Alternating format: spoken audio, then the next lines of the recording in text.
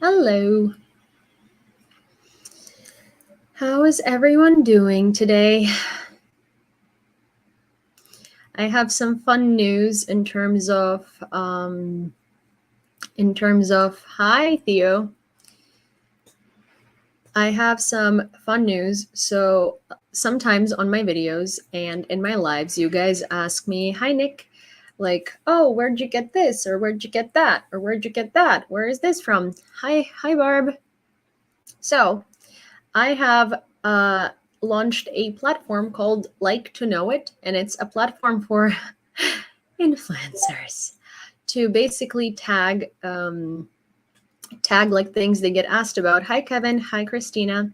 To basically tag the things that they get asked about. Hi Tammy, in this like one platform, and basically instead of me just telling you like, oh, I bought it there, you can literally click on the link and it'll bring you to a store where it's in stock. Hi Prexis, hi Brett. So it's now in my link in bio. Oh, hi Scott, good to see you. And you can access it from there. So right now there is only one post. Someone asked me today what lipstick I'm using or I've been using in the last couple of broadcasts and on the last couple of videos. And so I linked it. And I will also link my glasses and I'll link a bunch of other things because those are the things that I've been asked about the most, at least now. And so from now on, if somebody asks me about anything where they can buy it or where it came from, I can just link it. Hi, Veronica, and hi, Lady Bubbly. Good evening. Hi, Jen.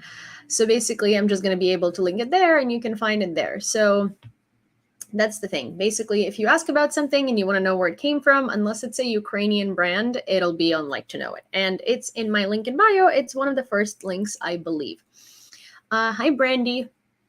I think that you might need to register on the platform, but it's free. There is like nothing, there is nothing like crazy going on there. It's just a platform to tag things. Hi, Jillian. Heroyam Slava John. How is Vasil? He's good. He's in his room. Oh, hi to younger daughter, Scott. What's her name? Oh, hi, Juju. Good to see you. Thank you. I feel like I'm channeling my inner Esmeralda from Hunchback of Notre Dame. At least that's the look that I thought I embodied once I put this thing on. But it's from a Ukrainian store. Also, I have a new awesome Ukrainian shop to share with you guys. It's really cool. And I found it on, well, Anastasia sent it to me being like, hey, I got you a headscarf similar to this one. And then she sent me like a store. And so this is the headscarf that I ordered from them. I'm kind of into headscarves these days.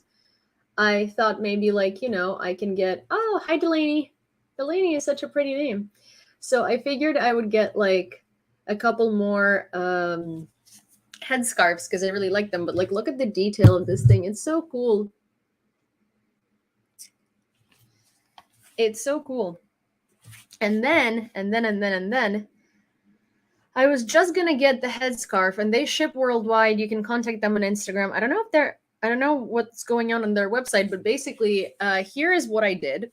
When I was ordering, I reached out to them and I was like, "Hi, I have this platform on TikTok. Here is my platform. If you don't mind, I will post your products on my. I will post with your products once they arrive on my platform." And I usually do that because when I say that, brands will usually be like, "Oh, that's awesome. Would you like us to generate a code for your followers for a discount?" And I will say yes. So they're gonna generate a code for you guys for a discount. Hi Rue, and thank you so much, Lynn. So they have these cardigans, a blue and yellow one and a yellow and blue one. And I was scared that because I'm short, this cardigan is going to be too long on me. And it's funny because I was like, oh, I'm 162 centimeters, so I feel like this is gonna mop the floors for me. And she was like, no, wait, this girl is 162 as well. Here's what it looks like. So I was like, oh, thank you. Okay, good. So they have really cool stuff. This is what they look like. It's called Vish knitwear. So like wish, but V instead of a W, literally. So it's Vish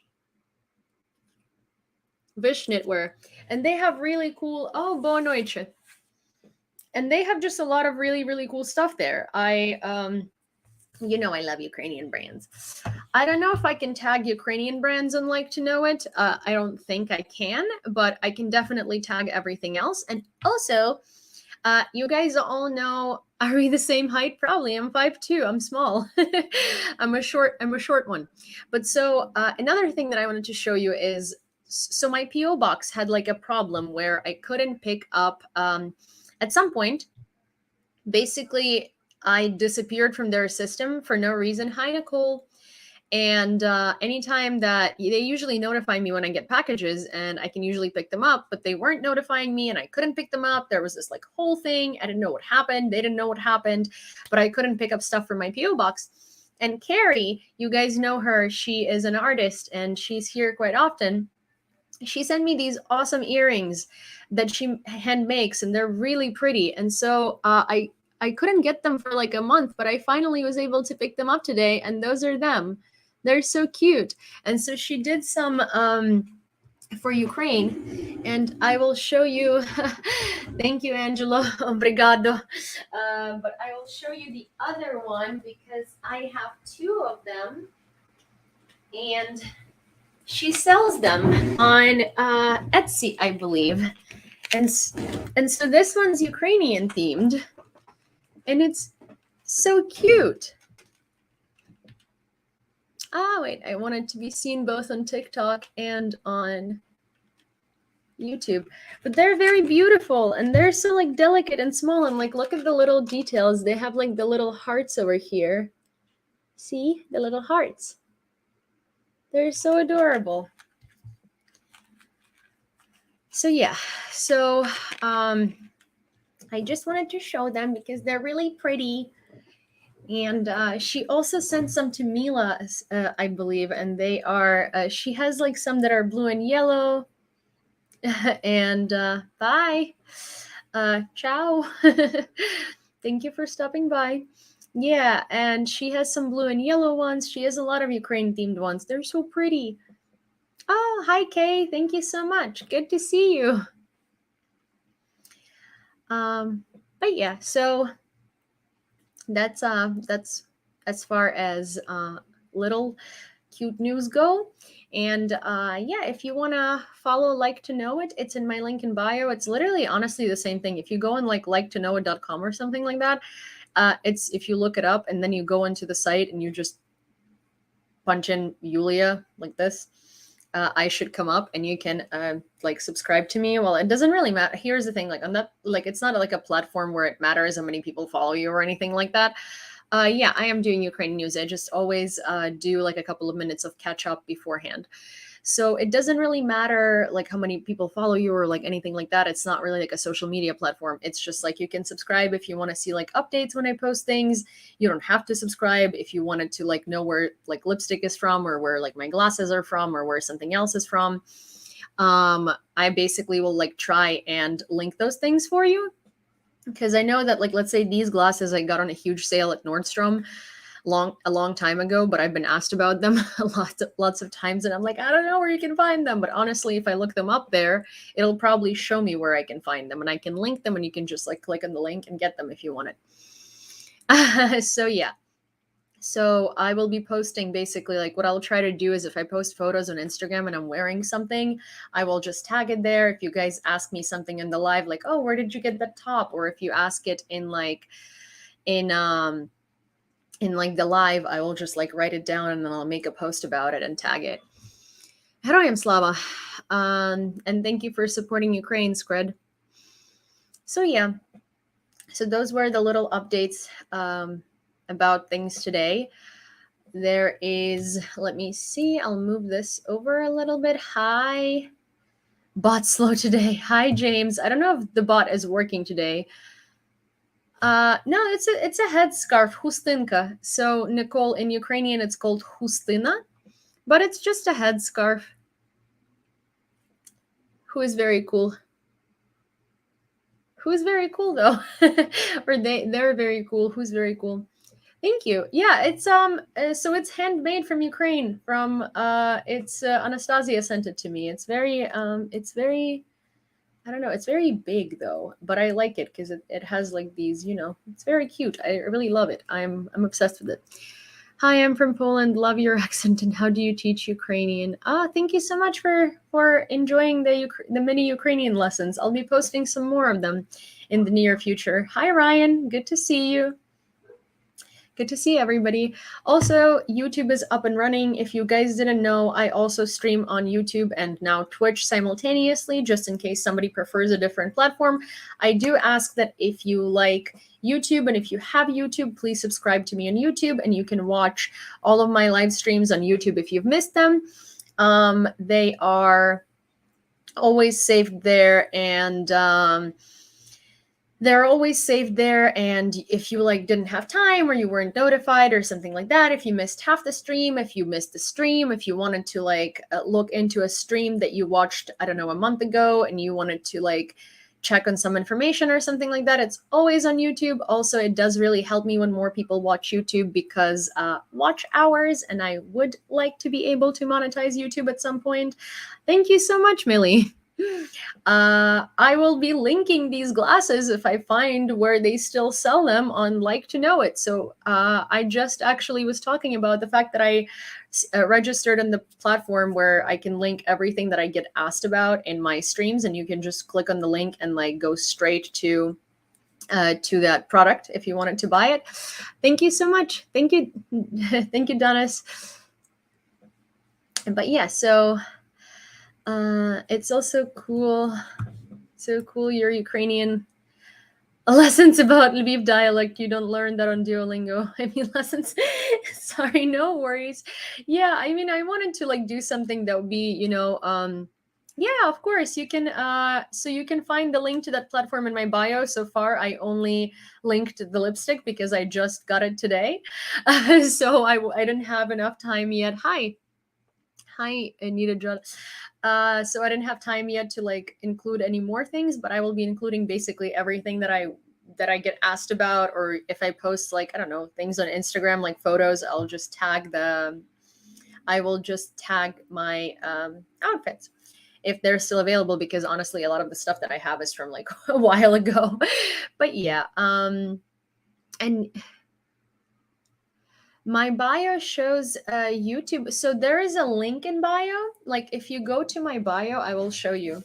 It's actually very interesting. I need to change the design of it because I really didn't think about it, but some of these things are not very intuitive. So like when you go to my link in bio, you land here, which is beacons.ai it's called. And so right on top here, there is my email, my TikTok, my Instagram, my Twitter, YouTube, Patreon, and Discord. I also need to include Twitch, but I am also, my name is literally the same across all of the platforms. I wouldn't suggest to, my Twitter is not very active. I did use it in the beginning of the invasion because I wanted to see basically like when I wasn't live or when I wasn't making videos, I would just like repost news on Twitter. But honestly, with the amount of platforms that I have to manage now, because my Instagram used to be like personal, and then I realized that it's the easiest way to like speak through DMs. So now it's not really personal. And so now I mostly, I guess, like I'm very active on Instagram. I'm very active on here, which is YouTube, Twitch, and TikTok. I do have a Discord. Sometimes I will like post watch party links there. I have a Patreon, which is a whole different thing, which if you like and enjoy my streams, which if you like and enjoy my streams and watch them nightly, then Patreon, I do really appreciate Patreon subscriptions because that does help me greatly. Although you absolutely don't have to, but it's super, super, super, super appreciated. It's the cheapest one is $10 a month, and that's basically like a price of a streaming platform. Hi, Sherry. So, so yeah, so if you think that I'm worth subscribing to, or you watch me as much as you watch Netflix or something like that, then please consider giving my Patreon a try. So yeah, and I post some like personal information on Patreon, like about my grandparents. I do post all of the discount codes to brands that I've reached out to that are Ukrainian on Patreon. What is this sound and why does it keep going? It sounds like Discord, but I don't understand why, because I don't see any updates on Discord. So I don't know why it would be making the noise if I'm not really. This is so strange. Okay. It just started happening today. This has never happened before. So yeah, that's Discord. Yeah, and it's like there is nothing. I don't see any notifications. I don't know why it's making these noises. It's probably just telling me that someone is online or something like that. But it's incredibly annoying, I will say. I really don't like it. Also, I'm stuck on like one notification on Discord that just won't go away. And I really don't like that. Okay. Patreon is on my Patreon is in my link in bio. It's basically a platform where you subscribe, like you pledge a certain amount of money every month, and it's like to support creators basically. So I have a Patreon. There are a couple of videos there. There are some lives that are not available on YouTube. There are some posts. There is some of my dad's photography. I am going to post a little something tonight that I hope you guys enjoy. And I finally edited the video about my grandma's apartment, or my grandma, about my grandma haggling the apartment that I grew up in, and how we got it for absolutely free. I had to go through like 5 different information sources, which is my grandfather, my grandmother, my aunt, my mom, and my dad, and compare their stories, and then basically get the one story out of it, because my grandma really likes to change her story every 5 years. So what I've heard when I was younger is not necessarily what she had told me these days. So I had to filter all of the information and basically get the commonalities of what we have heard. Oh, thank you so much. Thank you to, okay, two-eared artist. Gotcha. Thank you. Thank you so much. Hi, welcome. But so I had to find commonalities in between what me, my mom, my dad, and like every member of my family has heard. And we realized that like about 10 years ago, we all heard the same story. It just somehow changed drastically in the last like, I don't know, a couple of years. So we just go with what we heard when we were younger, and we just go with what my grandfather told me because he was present through it. So yeah. Also, hi Walasi, hi Juju on Twitch, and welcome everybody. Thank you for joining YouTube and Twitch. Hi Dave, good to see you. See, I like to do a little bit of catch up before ketchup. I said it like ketchup, like like that, like the stuff you put on fries. But I like to do a little bit of catch up before I read the news, because that way and more people come on. Hi Jeff. That way more people come on that watch the news most of the time. Hi Hootie. Hi Jilly, thank you so much. And that way, like, you don't miss the news, Well, and also because, who am I kidding? I do like to talk a little bit, so I do like to speak a little. You met my cousin the other day, and he was like, yes, she likes to speak. And I'm like, I do. And that's a thing that I never thought would be useful in my life, but here we are. I like condiments too. Well, I like mayo on my fries. Oh, thank you so much, Jilly. Thank you so much. So basically, I like mayo on my fries. Hi, Lauren. And everyone who's American always gives me so much smack for it. Oh, No closed captions on YouTube today. Oh no.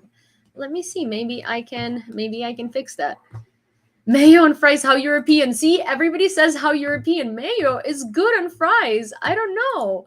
Like, I don't know what you guys don't like, but mayo on fries is really good.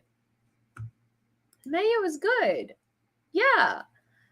And like, see, Americans like to say that, like, oh, you mean like mayo with ketchup or just like mayo itself? And I'm like, no, just like mayo itself. I also have this truffle mayo thing. Oh my gosh, it's called Truff.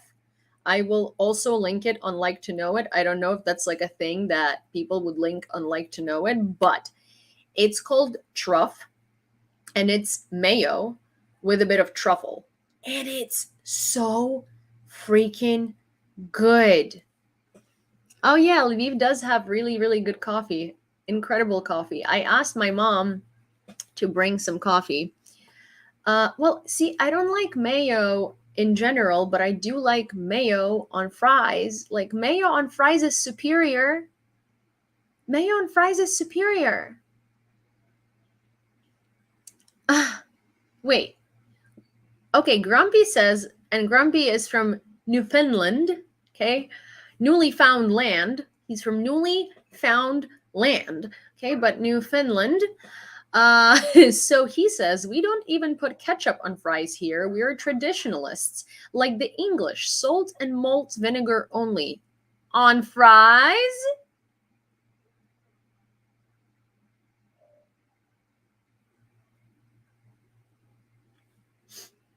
What? I'm sorry. No, see, I said Newfoundland. Okay, so Jilly says it's pronounced Newfoundland. That's literally what I said. But Grumpy is from is from there, and he says it's Newfoundland. Newfoundland or Newfoundland. Okay? But it's newly found land. Who's Jilly? Jilly is here on TikTok. Jilly, do you follow my he's probably from some sketchy way. Do you have YouTube, Jilly? I really I want to settle this once and for all. Because Newfoundland. Jilly, if you have YouTube, you could go into YouTube comments and fight with Grumpy over there. Well, not fight, but you know, I'm interested. Blame the English for that influence. But yeah, basically, I am much more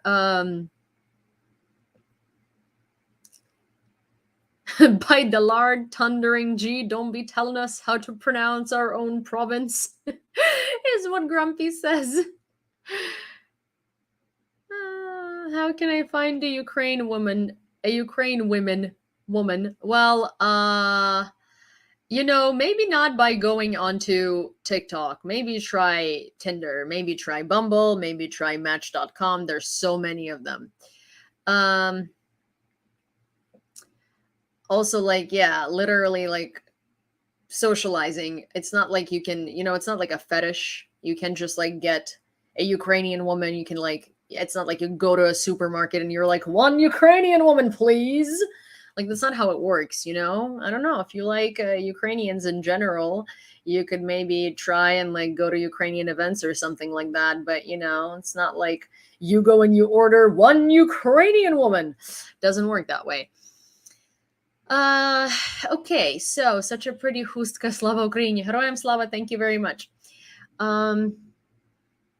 You're on my For You page, don't know what it means. Yay, that's awesome. Thank you so much. So that means I'm in the recommendations. That's awesome. Thank you. That's great news. Wait, the quicker way, okay, Ocean City, Maryland features malt vinegar with fries on the boardwalk. What?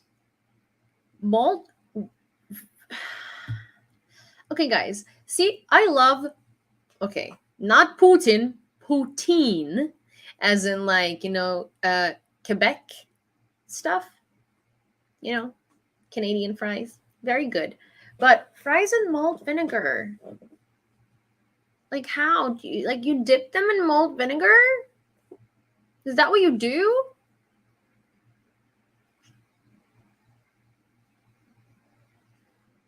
It's really good. Try it. Okay, well, if you stop giving me smack for liking mayo on my fries, I don't like mayo in general. I don't usually put mayo on anything, just on fries. They're probably soggy. Yeah. Aren't they soggy? Don't they get soggy?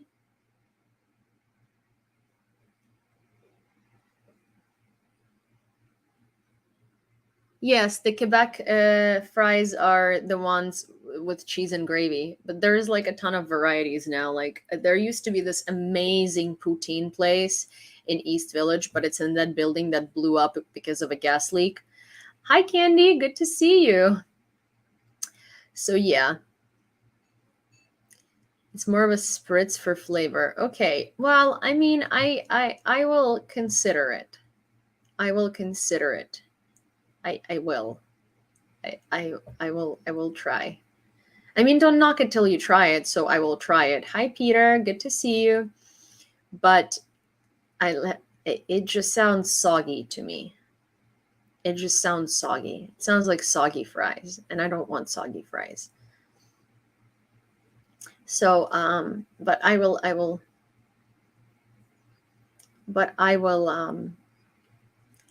do it. Maybe we could do, oh my gosh, okay. What if me and Vasil do a video where we eat French fries with the stuff that people find normal in different places, but we might find not normal? Like, see, French fry dipped in strawberry milkshake or like in ice cream. Yeah, we could do that. We could do the vinegar thing. Come on, more suggestions. What are the other suggestions? What are the other suggestions for things that we can put on fries that you guys think? Cheese sauce. Yeah, but like queso is not is queso like no queso is not like different tartar sauce. Ranch. Soy sauce.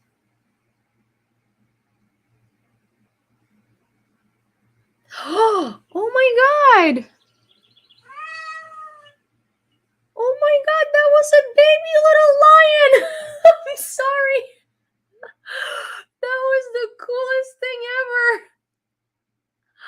That was a little baby lion. Thank you so much. It wasn't even a lion, it was a baby little lion. I love that. You have no idea. I know, it was the cutest thing ever. Oh my god. It did roar, and it didn't even like, I'm sorry guys on YouTube, but there is this like gift on TikTok, and it's a lion, but so like there is a big lion, and then there is like I haven't even seen that they have a baby lion, but it was like a little Simba, and it like roared like Cinny. It meowed. I know. It was like the cutest thing ever. Oh. Oh. Thank you. It's so cute. Glory to the heroes. Thank you so much. That was so adorable. You have no idea. You like made my day. I don't think I would be this like excited if it was like a giant lion. I would still be excited, of course. I'd be very thankful, but like it was a baby lion and it roared. It meowed. I have like a thing where baby animals remind me of Cinny, and I love lions. So it's like this is like a mix of a lion and a Cinny, and it roared. Thank you, Jilly. It was the cutest thing. I'm sorry, it's gonna take me like 8 years to get over this. Thank you so much. You're way too kind. But yeah. Oh my god. That's so adorable. I don't know if they show it. Oh my god, I kind of want to. I don't know if so TikTok records lives and you can then download it, but I don't know if it actually records when if it records gifts, but I wish I could like save this baby lion. It's so cute. Oh my god, I'm gonna check it out. It's so adorable. Okay, I need to get over the baby lion, but the baby lion just like killed me. Oh my gosh! Hi, Cindy. Congratulations. So, Cindy, that's amazing. That's so awesome. We're finally back from Ukraine with our daughter. So you how is she liking the well, I mean, how long when did you come back? I'm like I don't want to be like how is she liking the US and it's been like a day. This Friday. Oh my gosh. How has it been so far?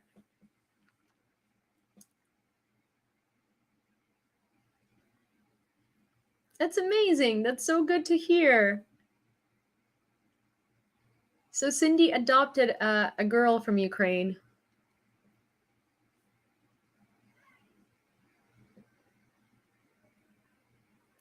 That's so awesome. We're laughing a lot. Oh, that's good. Hi, Jenny. Yeah, it's so great. And they've been waiting for it to happen for so long. She's from Melitopol. Oh, baby. How old is she?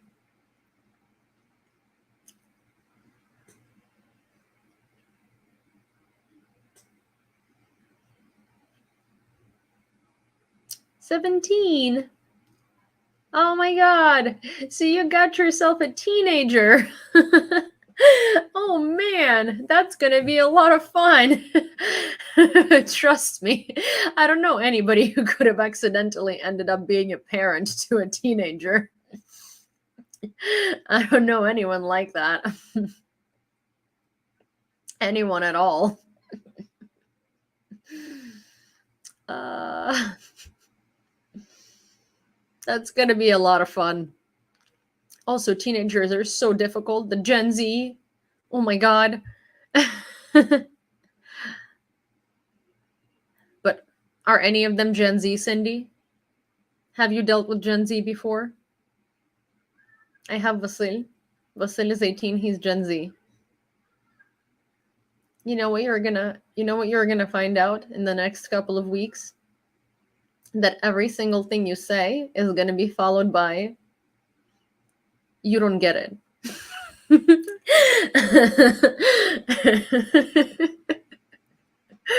Like if you think we millennials think that we're smarter than everybody and that we know everything, I introduce you to Gen Z. Gen Z is a whole different breed. So in the last 3 weeks that I've been living with Vasil, I realized I don't get anything.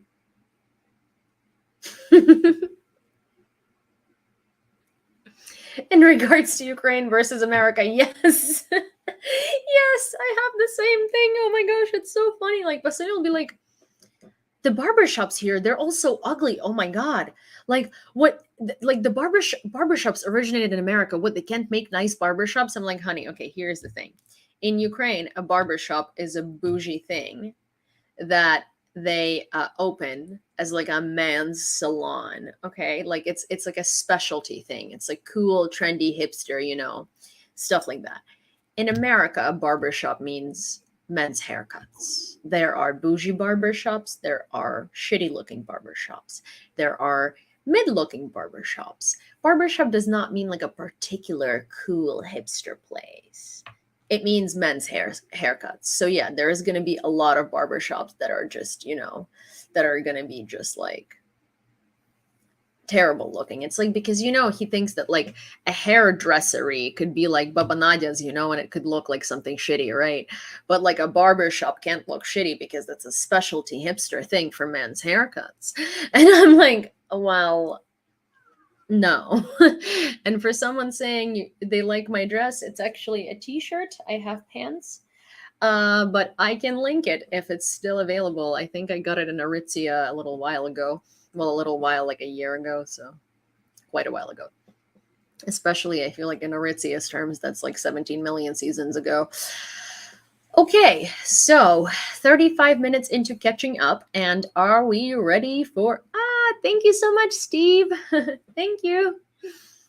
So 35 minutes into catching up, and oh, wait, what did I just even say? I just spaced out so bad. 35 minutes into catching up, and I think that we're ready to do Ukrainian news. And are we ready? Should we pick a Ukrainian song to listen to? I think we're ready, right?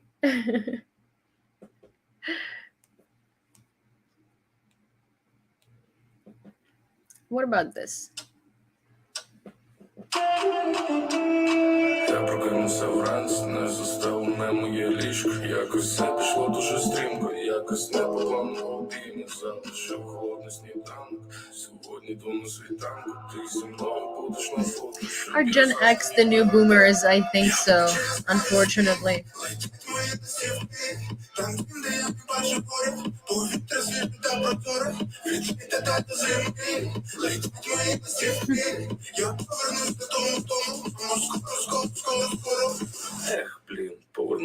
I like it.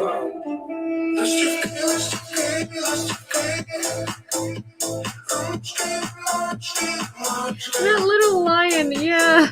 Hootie, I feel like you can't get over it as much as I can't. It was like the most adorable thing. Baby lion.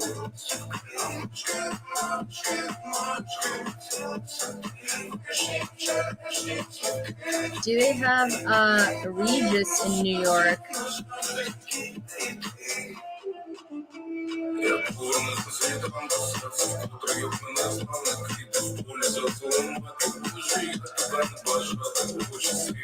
Thank you. I will link these glasses and Like to Know It, which is a platform where I can link like things that I get asked about, and you can automatically go to the link where you can purchase it if you'd like. So if you'd like to, there is a new platform in my link in bio, and it's just literally a platform where I can like tag things that I wear or things that you guys ask me for, and it'll bring you to a link to shop it.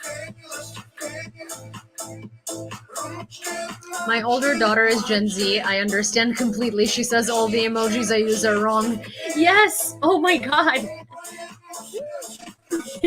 Yes! Oh my god, yes! I know! I either use too many emojis or not enough emojis, or like my emojis sound awkward. And I'm like, okay, I'm not that old, okay? I can't with Gen Z.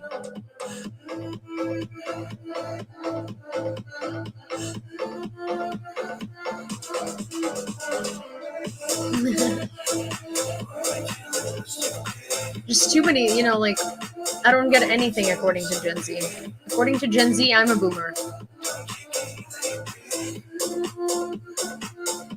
Tak, chula. Each generation uses emojis differently. Yes, exactly, but Gen Zs are so condescending. They're like, oh, you do this wrong. You do that wrong. Like, this is not trendy. This is awful. You do all these things wrong. Like, you're just wrong. And it's like, okay, well, I'm not trying to talk to 18-year-olds. Okay? And I'm not trying to dress like I'm 18 years old. So yeah. Maybe in your generation this is not popular, but I'm not looking at your generation. I'm looking at what I like. But Gen Zs, gosh. Gosh, Gen Zs. Basilko, I can hear him in the other room. Alrighty. Ukraine news today. The Finnish parliament banned the issuance of tourist visas to Russians. This decision was supported by the 4 largest parties in the parliament. Moreover, the leader of the Social Democratic Party, Ante Lindman, said that in the context of Russia's brutal war against Ukraine, which continues every day, normal interaction with the Russian Federation is impossible in many aspects. US donates more than 500,000 doses of COVID-19 vaccine to Ukraine today, the US Department of State. We are proud to stand with the people of Ukraine in their fight against COVID-19, the State Department said in a statement. Gazprom, without notification, increased the pressure in the GTS of Ukraine and tried to cause an accident.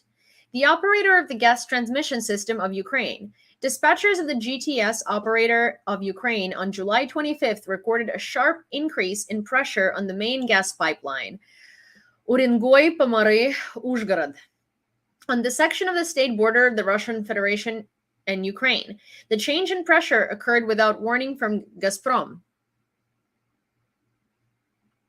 Yeah, it's Vivienne Westwood. It was Vivienne Westwood is one of my favorite designers ever, and it was a gift for my not for my birthday. Yeah, it was a gift for my birthday last year. The change in pressure occurred without warning from Gazprom. OGTSU told Russian Gazprom that late submission of information about switching and changing modes could lead to emergency situation in the main gas pipeline. In 2009, under similar circumstances, through the fault of Gazprom, an accident occurred on the gas pipeline in Turkmenistan, part of republics. You know that Russia decided to make part of Russia.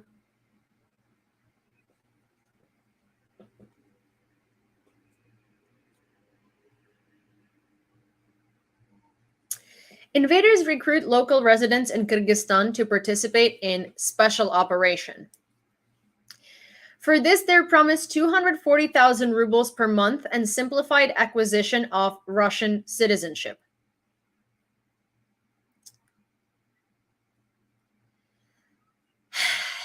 Admission conditions are minimal. Military training is not required. The presence of a criminal record does not matter. You just need to delete your social media accounts and use a feature phone without a camera.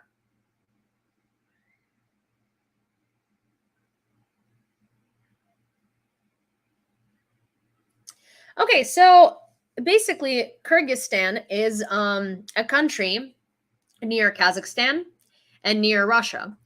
And a lot of Kyrgyzstan economy is not very good. And therefore, a lot of Kyrgyz people come to work in Russia. And it's hard for them to get a citizenship because, well, Russia is racist. And obviously, Russia is also incredibly discriminatory, and any minorities in Russia are treated like second-class citizens. And so are Kyrgyz people. And so now Kyrgyz people are being recruited to fight in the special operation in order to get a simplified acquisition of Russian citizenship. They're being promised 240,000 rubles per month, which they're not going to get because they're not going to return. And yeah, and a simplified acquisition of Russian citizenship. And again, so you don't, you don't need, your criminal record doesn't matter. Military training doesn't matter either. And you need to have a phone without a camera. A phone without a camera to not record what's actually happening, I presume. 5 people died at an enemy checkpoint in Vasilyevka in a week. Mayor of Melitopol Ivan Fedorov on the air of the nationwide telethon. Vasilyevka is the only entry point for residents of the temporarily occupied Zaporizhzhia, Kherson, Donetsk, and Luhansk regions to the territory controlled by Ukraine. Now there are more than 1,200 cars in line at the Russian checkpoint. 5,000 residents of the temporarily occupied territories are trying to leave. During the week, 5 people died in a queue there. There are absolutely terrible things when Russians come up to our people and say, if someone from the seriously ill wants to raise a rally here, then we can shoot right now in the Grove, Fedorov said. The invaders allow 20 to 150 cars a day, but the demand is much higher and the queue is growing daily. At the same time, the Russians, at the request of the Ukrainian side to organize a green corridor, cynically answer, there are no people who want to leave. Right. Today we saw another gas threat to Europe. Even despite the concession regarding the Nord Stream turbine, Russia isn't going to resume gas supplies to European countries, as it is contractually obligated to do. And this is an overt gas war that Russia is waging against a united Europe. This is exactly how it should be perceived, and they don't care what will happen to the people, how they will suffer from hunger due to the blocking of ports, or from winter cold and poverty, or from occupation. These are just different forms of terror, and that's why it is necessary to hit back. Don't think about the way to return some turbine, but strengthen sanctions. Do everything to limit Russian revenues, not only from gas and oil, but also from any remaining exports. And sever trade ties with Russia as much as possible, because every such tie is Russia's potential tool of putting pressure. This is Zelensky, and he has a speech today that came out early because of the gas situation, and I am going to play it for you. Let me just move the thing so we could watch it.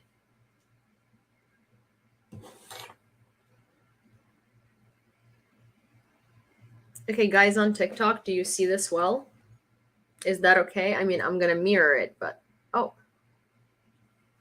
Crap. Okay, well, not anymore. But let me do this. Okay, can we read? Do we see it well? No, guys on YouTube. Hi, Clifford. Or hi, Leslie. Oh, Clifford.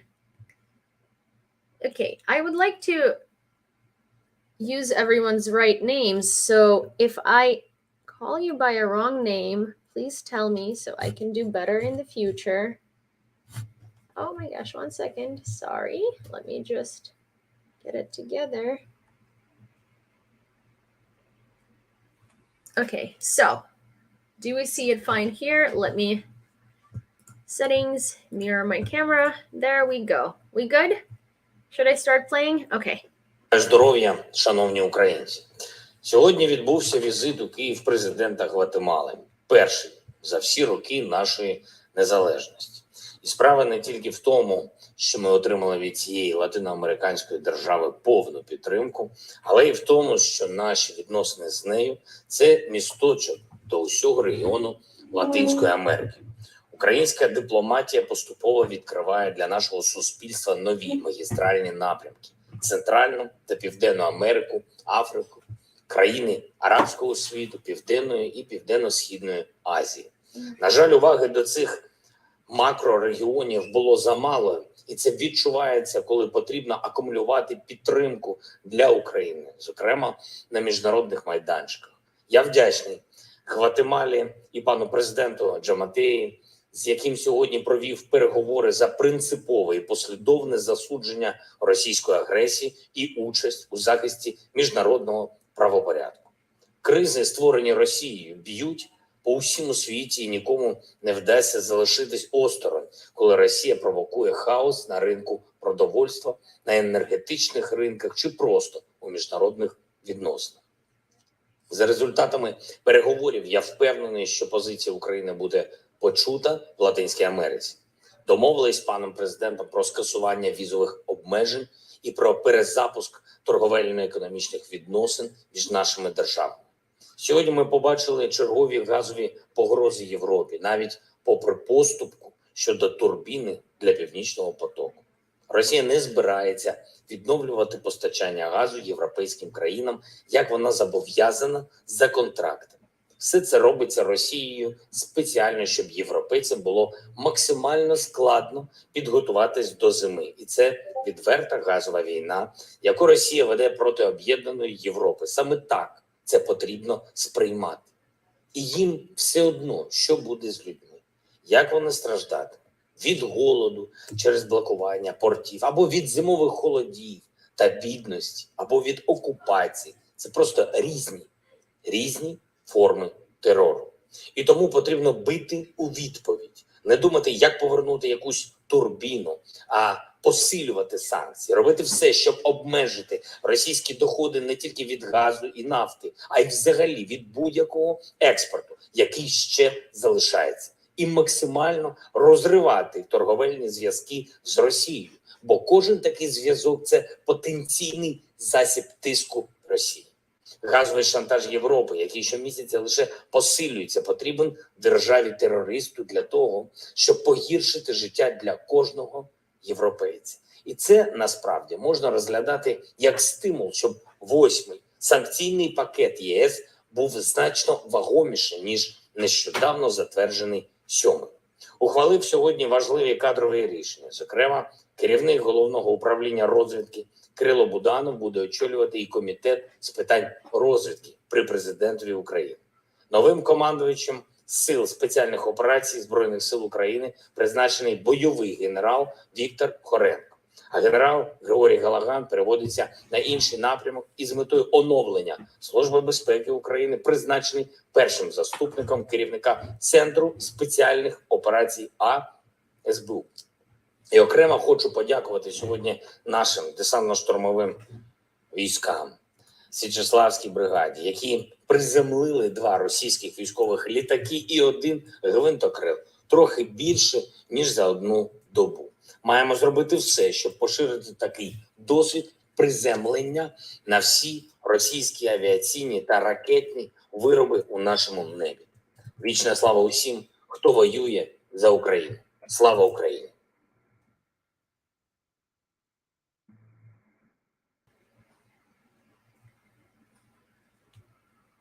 I also realized in the beginning of this, kind of deep into the stream, that I forgot to take my Invisalign off before I started this stream. And so I was doing the entire stream with Invisalign on. And if you've ever had Invisalign, you know how freaking uncomfortable and awful that is.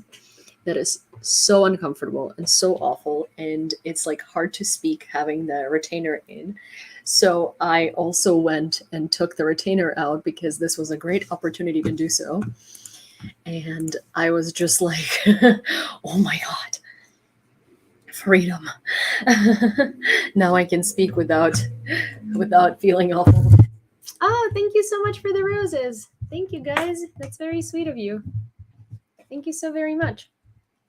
I really appreciate the roses. Still, nothing's ever going to beat the baby lion. The baby lion was... Nothing's ever going to beat the baby lion. Not even the adult lion. Genuinely. Baby lion is forever going to be imprinted in my memory. The way it roared. The way it went like... Arr. It was so cute. Okay. Poland will no longer participate in events where Russians and Belarusians are present. Jablonski on Polskie Radio. Polish Deputy Foreign Minister Paweł Jablonski said Monday that official representatives of the state will no longer participate in events involving representatives of Russia and Belarus. We took this decision because it is a fundamental element of our policy against Russian aggression. We believe that Russia and Belarus supporting it should be isolated from all international formats, he stressed. Jablonski added that such isolation is necessary because Putin also bases his policy on the fact that he has certain opportunities for international contacts. It was a turbulent night in Donetsk. The invaders' oil depot is on fire.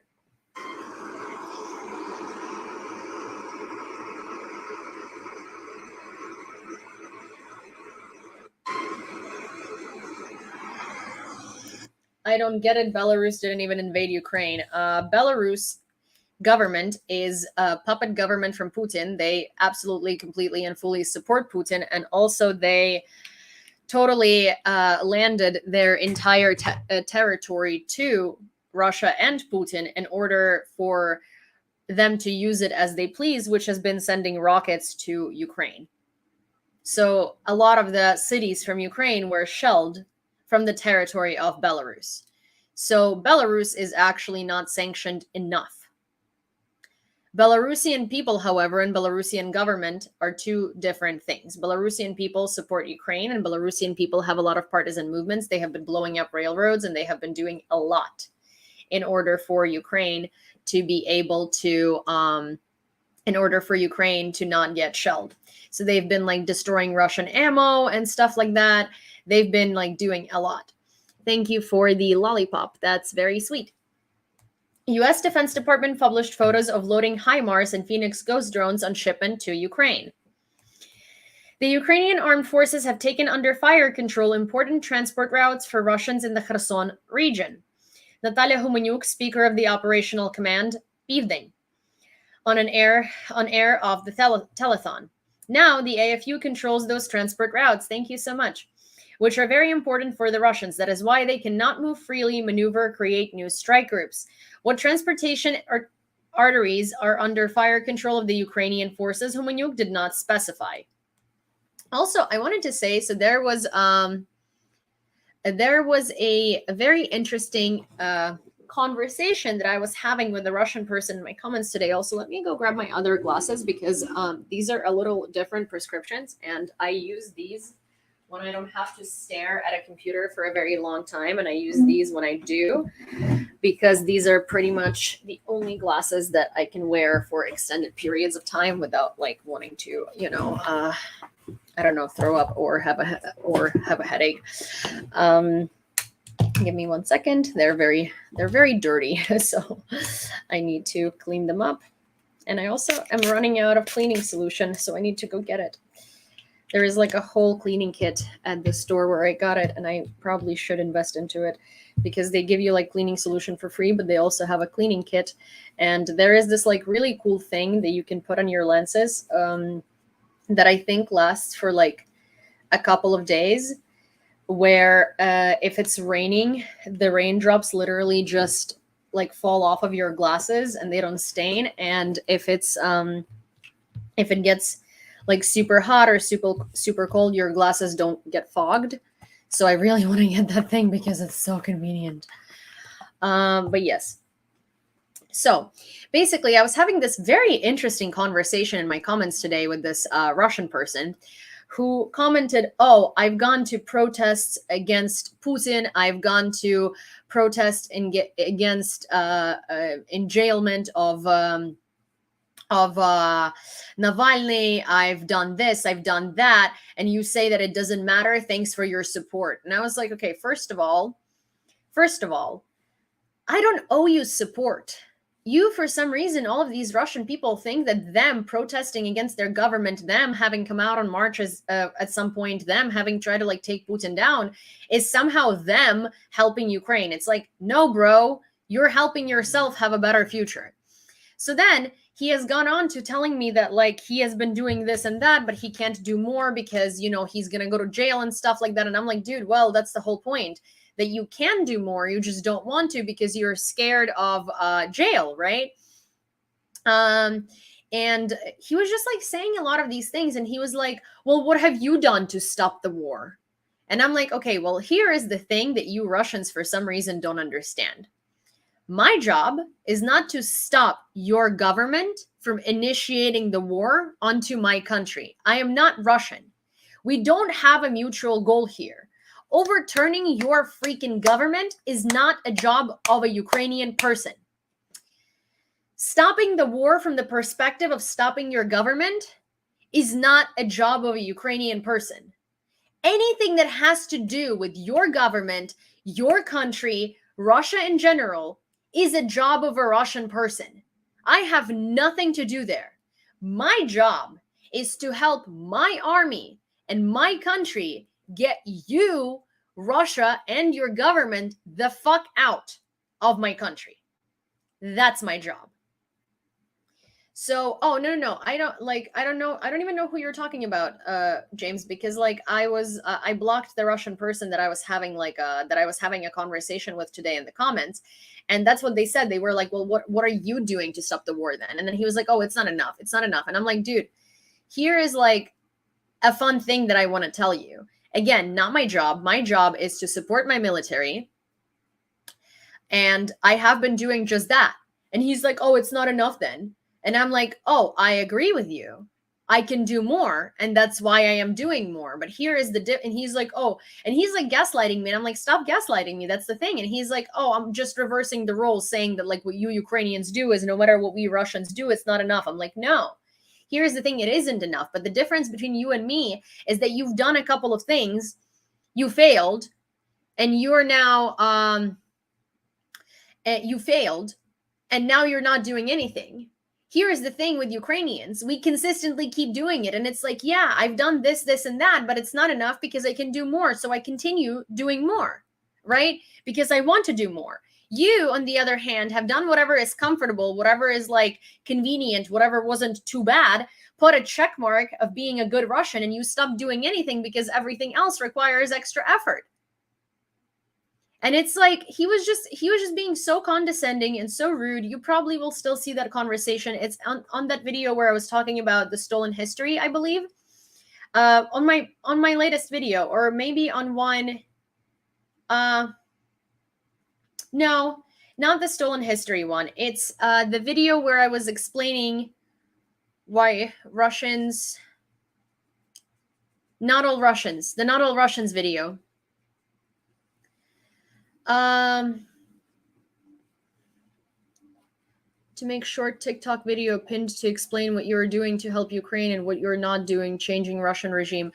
Yeah, I mean, but the thing is, like, Russians don't get it. Russians just think that, like, there is a collective we. There is this really big issue of a collective we, where Russians think that we have this job of stopping their government so we can live. You know, oh, I don't thank you so much for Chinois, but I never really explained what I do because, like, I'm not, you know, as in, like, I'm not trying to advertise myself as doing something good for Ukraine, right? Like, that's not the thing. Like, I just do it, right? Like, and I don't feel the need to, like, keep telling people, like, how much money has been raised or stuff like that, because that's not really the point, right? Like, the point is to deliver news. The point is for people to not forget about Ukraine, and the point is to help Ukraine. But that is like a very good, I think that more so I would rather make a video explaining the collective we and the issue with that, and the issue with Westerners thinking that we as Russia and Ukraine have a mutual problem, which is the Russian government.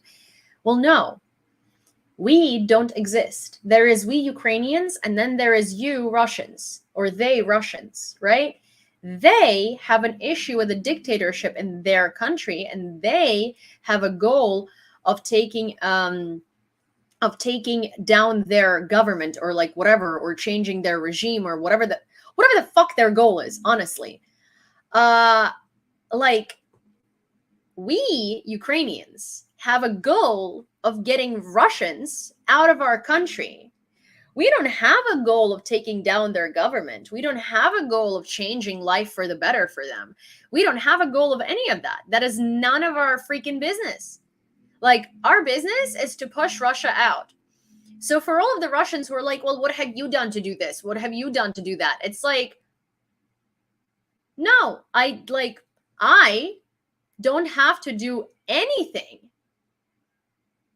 to help, to like stop your government. I don't have to do anything to overturn Putin. All Ukrainians are doing is we gotta get you out of our country. That's it. There is no collective we. There is no mutual goals here. Russia wants their government out. We want the war to stop. But we are not responsible for Russians taking over taking down their government. We are not responsible to help them. We're not responsible to do any of those things. Genuinely. This is not our freaking problem. The collective we is the reason why we are in this situation. Because Russians don't see us as separate. They don't see us as a different country. And to them, it's like, oh, we need to take care of our government. Like, no, you go take care of your government. We are taking care of our country. And we are taking care of you getting the fuck out of our country. Yeah, that's exactly what it is. It's like, the thing is, it says, surely the high population numbers in Russia could take out the Kremlin. Yes, of course. There are 140 million Russian people. If they revolted, if they wanted it, They could easily change the situation, but they don't want to. They don't want to. And that's like, okay, that's their decision. But the thing is, then these Russians come over and they're like, not all Russians. We're not bad. We want to. We just can't. No, you can. You don't want to. That's like that. It's a huge difference. And also, like, everybody's like, oh, what? Everybody's like, everybody is always saying these things, and they're always like, oh, this is such a big deal, like we can't do this, like we're scared of going to jail, we're scared of this. And it's like, okay, how do you think you're gonna take down a dictatorship? There is no comfortable way of taking down a dictator government. Absolutely none. So yeah, you're gonna have to get out of your comfort zone. You're gonna have to put yourself in a situation that you're at risk in order to literally take down your government. There is no other way to do it. Then someone on TikTok is asking, what are some good Ukrainian foods or dishes? I would suggest you try cabbage rolls. I would suggest you try, they're called holubtsi and they're cabbage rolls. Borscht obviously is very good. Pierogies are amazing. A lot of people like Lviv. I personally don't. I think it's a lot. It's a lot. And then I would also try and do, I struggle a bit. So I would say, borscht, holubtsi, Olivier, deruny. Deruny are these like potato pancakes. Then I would say nalisniki. Nalisniki are blintsies, and they have like farmer's cheese in them with sour cherries and stuff like that. Also, green borscht is incredible, genuinely. Then another dish that I really like are oladki, which are these like apple pancakes that are really, really good. And they're kind of healthy because they don't really have a lot of like flour to bind them together. So they're like a very good breakfast. And then I don't know if this is Ukrainian, but let me put you guys onto something. So when I was a kid, my mom used to make this dish for me for breakfast. That's like super simple. Speaking of breakfast, also another really, really good Ukrainian thing is semolina. And semolina is like basically what you call cream of wheat. But so semolina porridge. And so you basically cook up semolina with milk and like you have to steer it. Otherwise it's going to get like all crumpy and clumpy. And you put like either some cocoa in it or some jam, and it's the best, but it's genuinely so like heavy. It's a lot. You need only very little in order for you to get full. But so my mom used to make this thing for me for breakfast, which was basically like you grate some carrots and then you grate an apple and you mix it together. You put honey on top of it and some nuts, and it's heavenly. It's literally heavenly. So someone on Twitch is saying, why is gas so fucking expensive? A person who I guess was pretending to not speak English, or maybe I don't know what's going on there, but why is gas so fucking expensive? Well, I would say that you should message Vladimir Putin, write him a letter to Kremlin. There is address online. You should ask him because, he's withholding gas and oil from the rest of the world. And also he attacked a sovereign country and started a genocide. So yeah, that's why gas is so expensive, because nobody should be buying gas from Russia because Russia is a terrorist state pretty much.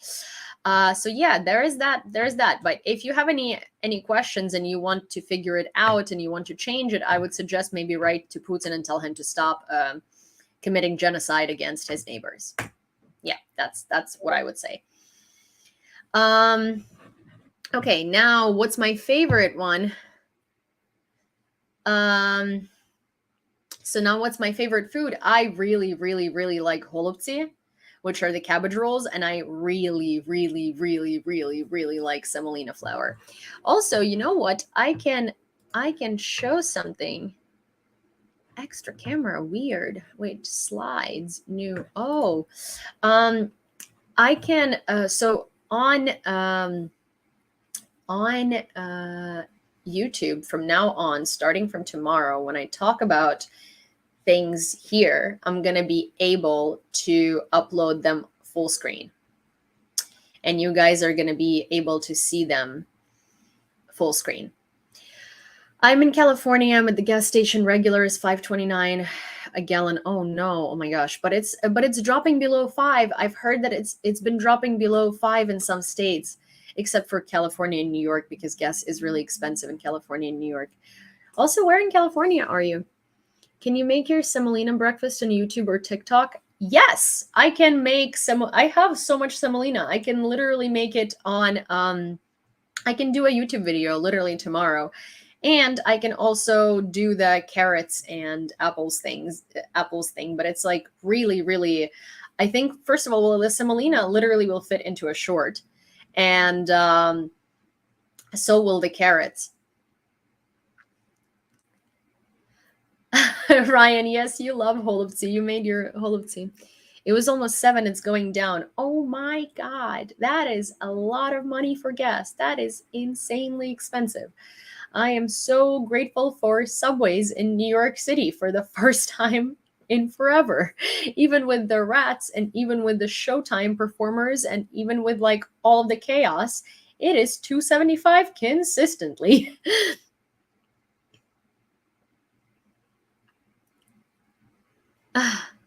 What scarf is that? I have seen Jewish women in Israel wear it. Well, this is just like a Ukrainian headscarf. It's called a chustka. So this is just like it's a Ukrainian headscarf, but a lot of different cultures wear it. Like Romanis also wear scarves, but theirs are very like elaborate and they have a lot of like different flowers on them. Ukrainian headscarves usually look either like this or they look like this. I will show you.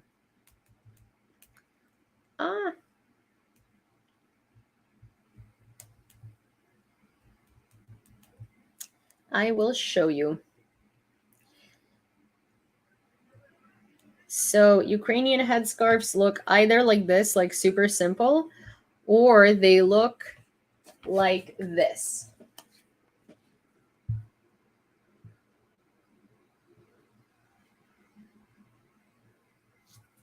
So they're Ukrainian headscarves.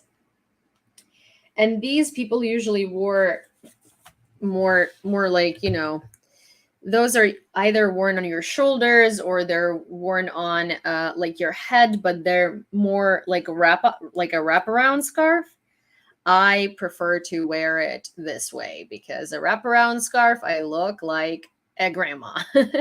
But this is like a more traditional way of wearing it here.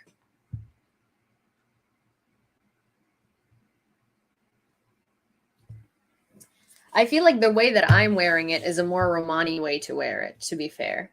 But I actually really like it. I prefer this. But yeah, I think like headscarves are generally just like they originate. They're pretty common in most. They're pretty common in most like I want to say farm areas in Eastern Europe. Because it's like if you're working outside, you have something to cover your head so it's not as hot, and you have something to like tie your hair back. So babushka is a Russian word. Babtsa is a Ukrainian word for grandma. So I'm no babushka. I'm babtsa if I wear a headscarf the way that it's supposed to be worn. But yeah, oh no, like I don't want to like undo it right now, but I would show you what it looks like the other way. And yeah. Thank you, Margaret. Also, hi, Christina. So guys, I wanted to actually mention something, and I was going to mention it at the end of the stream, but now that Chris is here, I'm going to mention it before. So on Friday at 8 p.m. Eastern, I am going to do a YouTube live interview with Christina. Her name is Ukrainka Christ in here. And I want to ask her some questions about what what the attitudes are like towards POC in Ukraine, and like what things are the most challenging, what things are good, what things are bad, like what things could change, sort of like just in general, like a really open and honest conversation about what is very problematic in Ukraine and what's good and what's not good, and just sort of like her experience of living in Ukraine. And so yeah, so if you guys are interested, that will be on my YouTube channel on a live on Friday at 8 p.m. And thank you so very much for agreeing to do this interview with me. I'm very grateful to you, and I'm very, very looking forward to hearing everything that you have to say.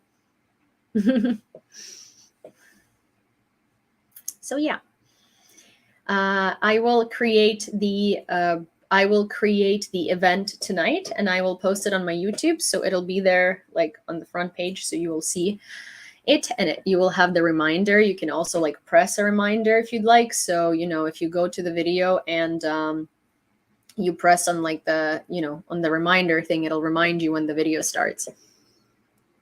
That was a nice wave chain, everyone. Yeah. But yeah, so yeah, so Christina is also from Ukraine, and she's really nice. And we had a conversation a while ago on live. I just had like Christina requested, and we were kind of like talking about all things Ukrainian grandmas, really. Pretty much. I don't like remember what our topics were, but I just remember the three of us were like laughing. It was, I believe it was me, you, and Nicole, and we were just like having fun. Thank you, Antique. Having fun, like kind of making fun of like Ukrainian superstitions and Ukrainian grandmas, and just a lot of very, very Ukrainian things. And good night, Ryan. So yeah, and hi, Antique Steve, and thank you so much. Yeah, Ukrainian superstitions. But it was really funny. It was like the most fun I've had on a live in a while, because it was just like three people who are very familiar with how ridiculous Ukrainian superstitions are. Kind of just like, for the lack of a better word, we were shitting in Ukrainian superstitions, to be fair. Oh my gosh, Ukrainian candy and food. I miss Ukrainian candy and Ukrainian food. Like, God, Vasil made borscht today, and the borscht was so good. My dad called me and he was like, "What are you doing?" And I was like, well, I'm eating borscht. And my dad was like, "Where'd you get it?" And I was like, "Oh, Vasil made it." And my dad was like, "What do you mean Vasil made it?" And I was like, "Oh, he didn't." And I was like, "Where did he get beets?" And I'm like, "There are beets exist in the US. They're just not good enough." So we made borscht. Oh, Irish superstitions are just as bad. That's funny. Also, I'm gonna, wait. I'm gonna plug in the microphone here just so you guys might be able to hear me better. Hi, Walter. So yeah, because I have a microphone for YouTube. I don't usually use my TikTok one because for some reason I always forget that the YouTube microphone only works for YouTube. Tato can't imagine beats existing outside of Eastern Europe. Oh yeah. Yeah. Also, my mom literally said a hard no on everything that I've asked her for since like today. Oh, sorry, today, because she is driving to Poland, and then she's leaving her car at her friend's place, and then she is coming to New York, and she's like, I don't want to travel with that many things. And so my mom is like incredibly, she's just like, no, like you should have asked me a week ago. I'm like, I didn't even know you were coming a week ago. And she's like, precisely. So my mom really doesn't want to travel with anything this time. She's not even bringing me anything.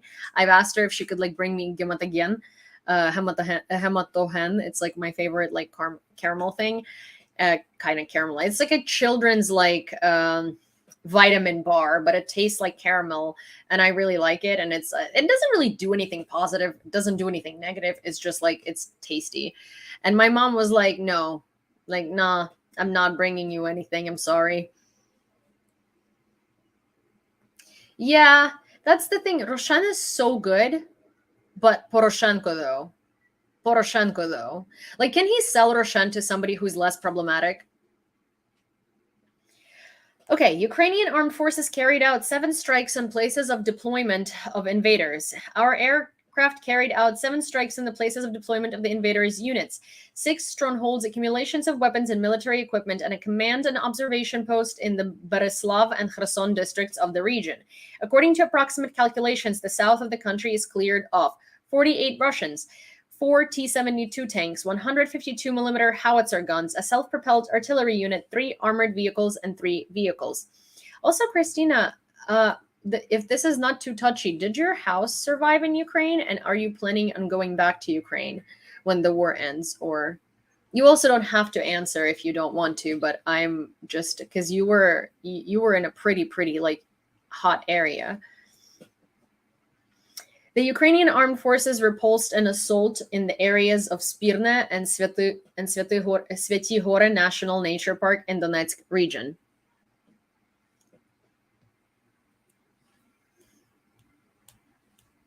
Invaders struck the civilian infrastructure of Kharkiv's Slobodsky district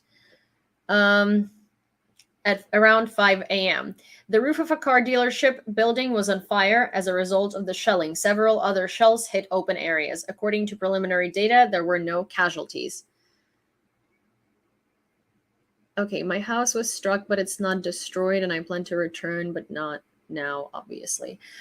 Okay, well, I'm glad that your house is semi all right. I hope that the government will help everybody repair their houses because there are so many houses to be repaired, and there is so much, like, that damage is a lot of money to repair. So I really hope that you get like a government grant to help you repair it.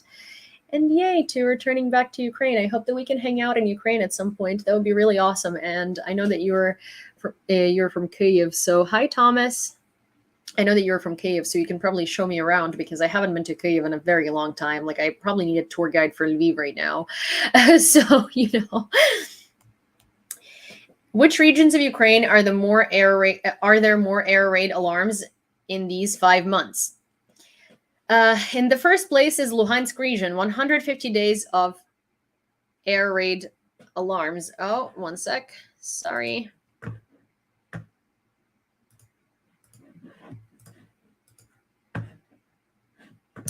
So my camera overheated. I don't know how, and I don't know why, but it did. Nope, YouTube is back. Because my camera died. I didn't charge it. Okay. Well, then that's my, that is on me, not on the camera. Pardon. Sorry. That's my bad. Okay, so Luhansk region, 115 days of air raid sirens.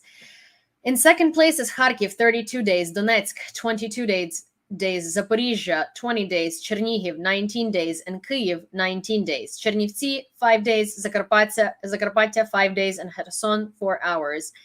Region were the least alerted. In Kherson region, the air raid alarm was turned off due to the occupation. The alarm there clearly should have been sounded much more often. Ukrainian military received 150 drones from Metinvest company. 20 were received by the main Directorate of Intelligence of the Ministry of Defense of Ukraine, and 130 by the ground forces of the Armed Forces of Ukraine. They will help the fighters to fight the enemy in the eastern and northern directions. What kind of webcam is it? So it's not a webcam, it's a camera. It's like the camera that I'm using is not a webcam. It's a camera. Webcams I don't think that webcams would produce such good quality. Well, it's not that I don't think, but I did research, and basically buying a webcam would have been a waste of money because it still doesn't do good enough quality for what I want to do for YouTube, basically. And yeah. But so yes, it's a camera, it's a Sony, but it overheats when I put it in front of my computer monitor, I've noticed. So I'm going to try to figure out where else to put it, that it's on a pedestal a little bit, so it's not in my face, but also not in front of my computer monitor, because it seems like that's the issue. Okay. In the morning, the Russians fired missiles from the Black Sea into Odessa region. They hit private buildings, the operational command south. Fires started in private buildings of the coastal villages. Rescuers are working at the site. According to preliminary information, there are no injuries. In the Mykolaiv region, the port infrastructure was attacked. At the same time, the Mykolaiv region was also hit by S-300 SAMs from the temporarily occupied Kherson region. There are hits in the car market, other open areas of the suburbs. Information about the scale of destruction and casualties is being clarified. Can you stand camera? Maybe Comfen 2 would help. Yeah, so the thing is that there is also the way that this camera receives connection to my computer is through a cable, right? And that cable plugs into this side of the camera, but my computer is on this side. So I don't really have a lot of range of motion. I need to buy a longer cable, to be honest. And so that way I can just put it here or like here. Literally, it'd be great if I could just put it over here. But I don't have that ability because I just need a much longer connection cable, and I just need to go and get it because I don't have one that long. So yeah, do you like Star Wars? Because you, oh my gosh. Well, I'm also the one for my husband, so you are gonna have to take it up with him. I do appreciate duels, especially if they're like old Western style. You know, you could invite me if you could like make a little balcony for me to sit on and just watch you duel. That'd be amazing. Amazing. I would love that. Oh, and like a little fan so I could sit there and like kind of like pretend like, you know, I'm it's so hot and I'm just like kind of like, you know, fanning myself off while you guys are fighting for me. So yeah, so if you'd like to take it up with my husband, you can. Fascinating. Yes, in the morning, the Russians fired missiles from the Black Sea into the Odessa region, as I said before, but I'm going to remind that so you guys, remind you so you remember. The invaders are trying to give Mariupol residents water with feces to drink.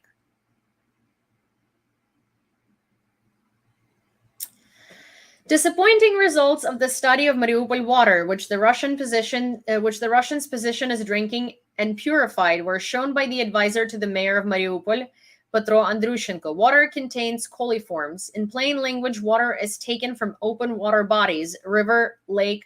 Water is mixed with fecal matter. Such water poses a threat and prerequisite for the occurrence of infectious diseases, in particular dysentery. So the water that is served as drinking water cannot be drunk, he wrote. So at this point, Russians in Mariupol are trying to give citizens feces-infected water to drink. For those of you who don't know or might have not followed me for long enough, Russians have occupied Mariupol, and Mariupol is now basically a concentration camp for Ukrainian citizens within their own city, within their own country. People do not have electricity, people do not have houses. They live in houses without windows, roofs, and stuff like that because they have been shelled down to the ground. The entire city has been leveled. They have buses with Russian propaganda playing on TV in the center of the city, and they're watering flowers, yet they're not giving citizens water. They've put up these mobile shower stations where citizens have to stand for 7 to 8 hours in a line in open heat and open sun in order to shower. People are literally making food, if they get any, outside on top of their cars that have been ruined because the metal gets heated up, and that's how they cook. And at this point now, I will read this again because it is incredible that the world is not intervening more, because this is happening right in front of our eyes.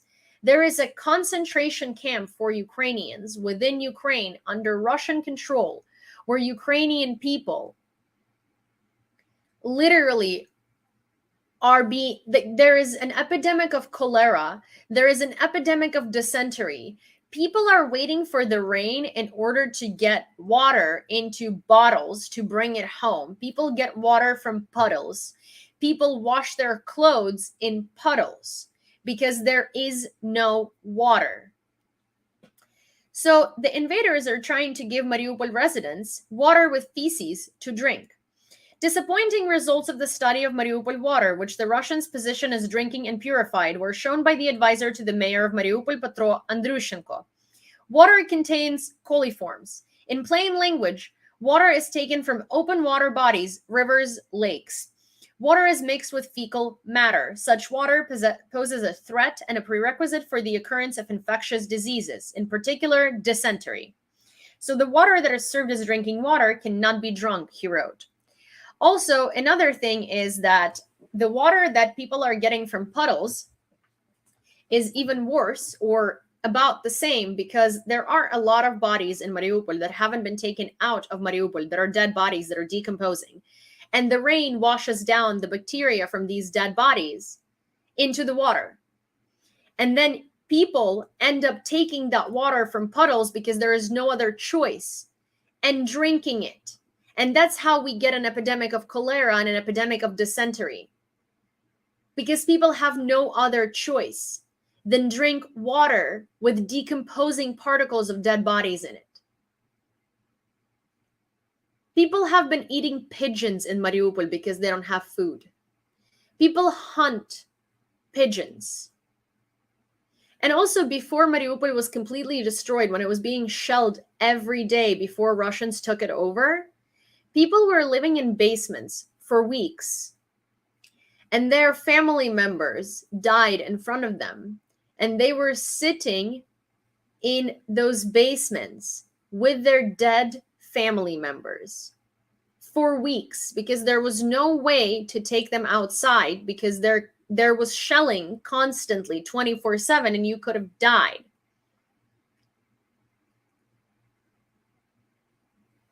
Yes, there are still Ukrainian people in Mariupol. Those are the people that are being given water with feces. And those are also the people who are suffering from cholera. And those are also the people who are suffering from dysentery. And Russians, basically what they're doing is they are in a steel plant. No. The Azovstal has been evacuated a very long time ago, fortunately, but those soldiers and defenders and people who were in Azovstal have still not come back home, because they are basically they're prisoners of war in Russia, and they're being tortured, and we don't know what's happening to them, because they basically don't have, they're not allowed to call their families barely ever, or most of the time. And it's awful. It's crazy. It's horrible. It's horrifying. It's awful. So yeah, there is that.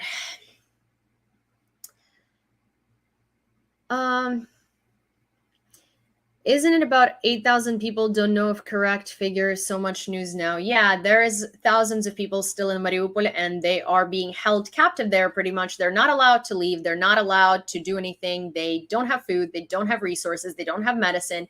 They don't have water. They don't have roofs over their heads.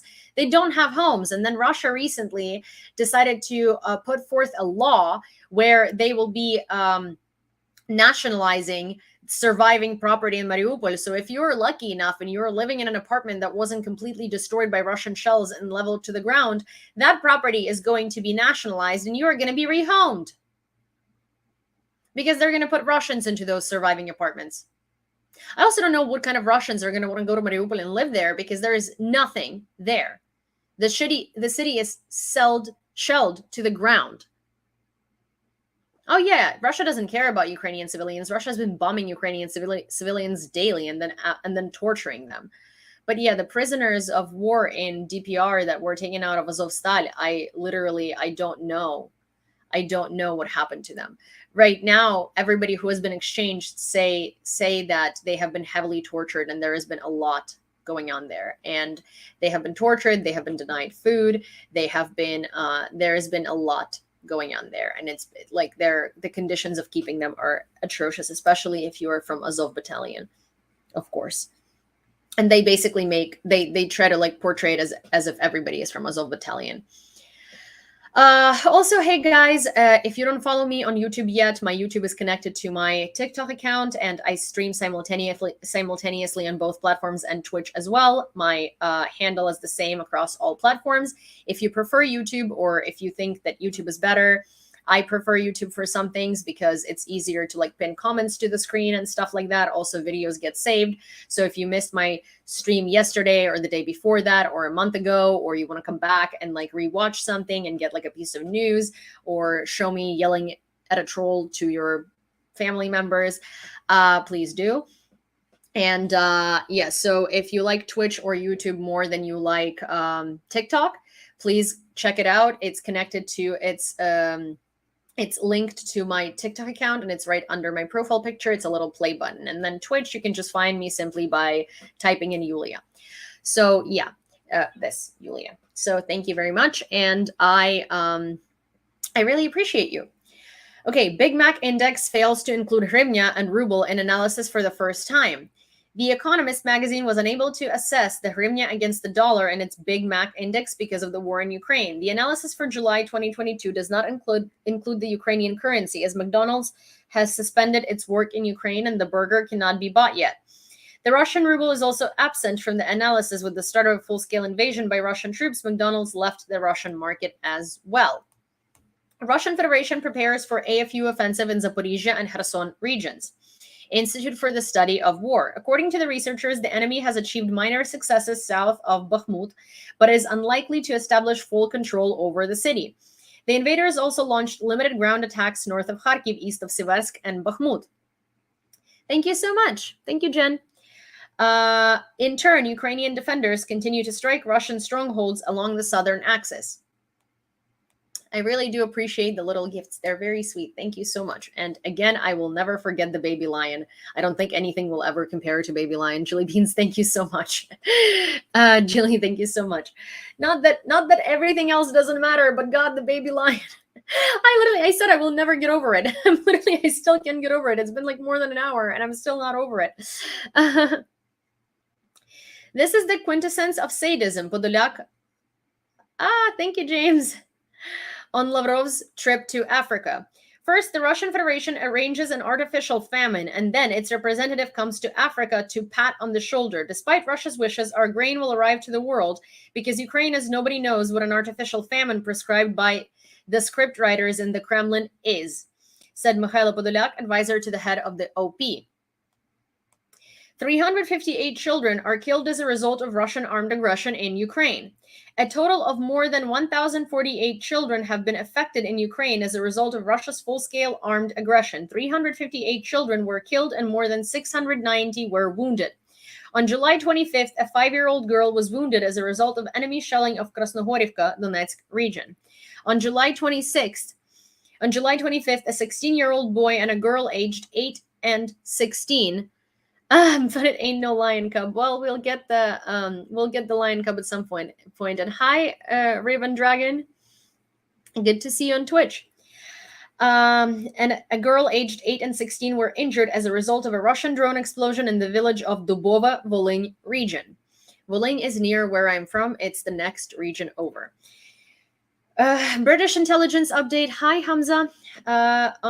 On Ukraine, July 26th, 2022. On 24th of July, 2022, Russian cruise missiles hit the dock site in Ukraine's Odessa port. The Russian MOD claimed to have hit a Ukrainian warship and a stockpile of anti-ship missiles.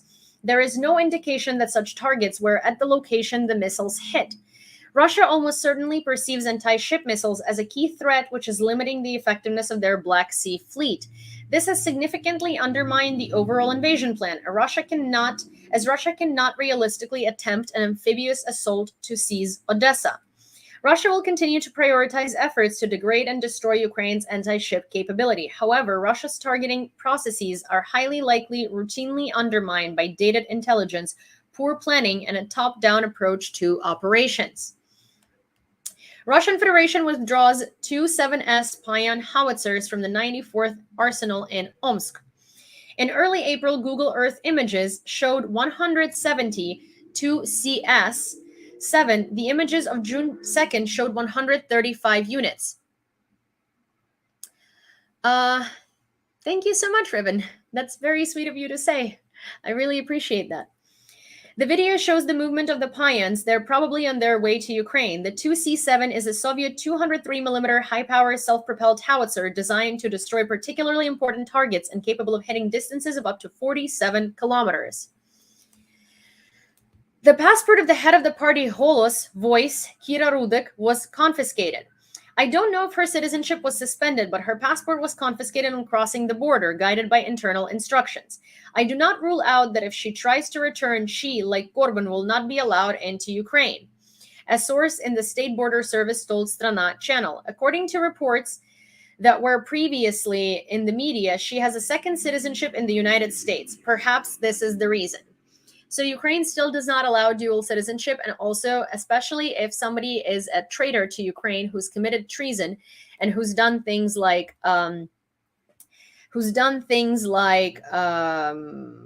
what's his name, Corbyn, who have betrayed Ukraine and who have leaked information to Russia. Hi there, Guoco.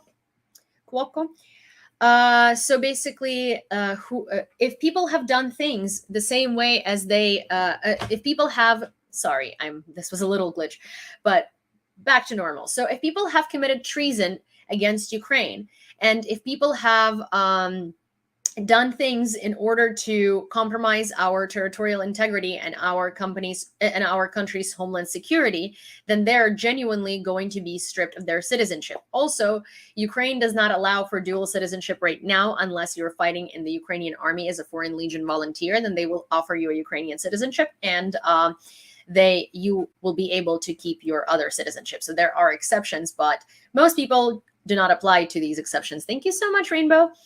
And so Ukraine is moving towards allowing dual citizenship, but basically Corbyn and Kira, they are stripped of Ukrainian citizenship for treason, and it is easy to do because they also have a dual citizenship in other countries. So even if it's hard to prove treason, we can strip them off their citizenship because they are dual citizens.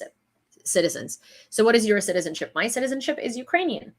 I am born and raised in Ukraine, and that is the only citizenship that I hold. I am a Ukrainian girl, and my parents live in Ukraine. I've been living in the United States for 11 years. However, I am a Ukrainian citizen and proud to be one. Morning. An ordinary village of Zatoka. People were resting and living. Just lived. No bases, no troops. Russian terrorists.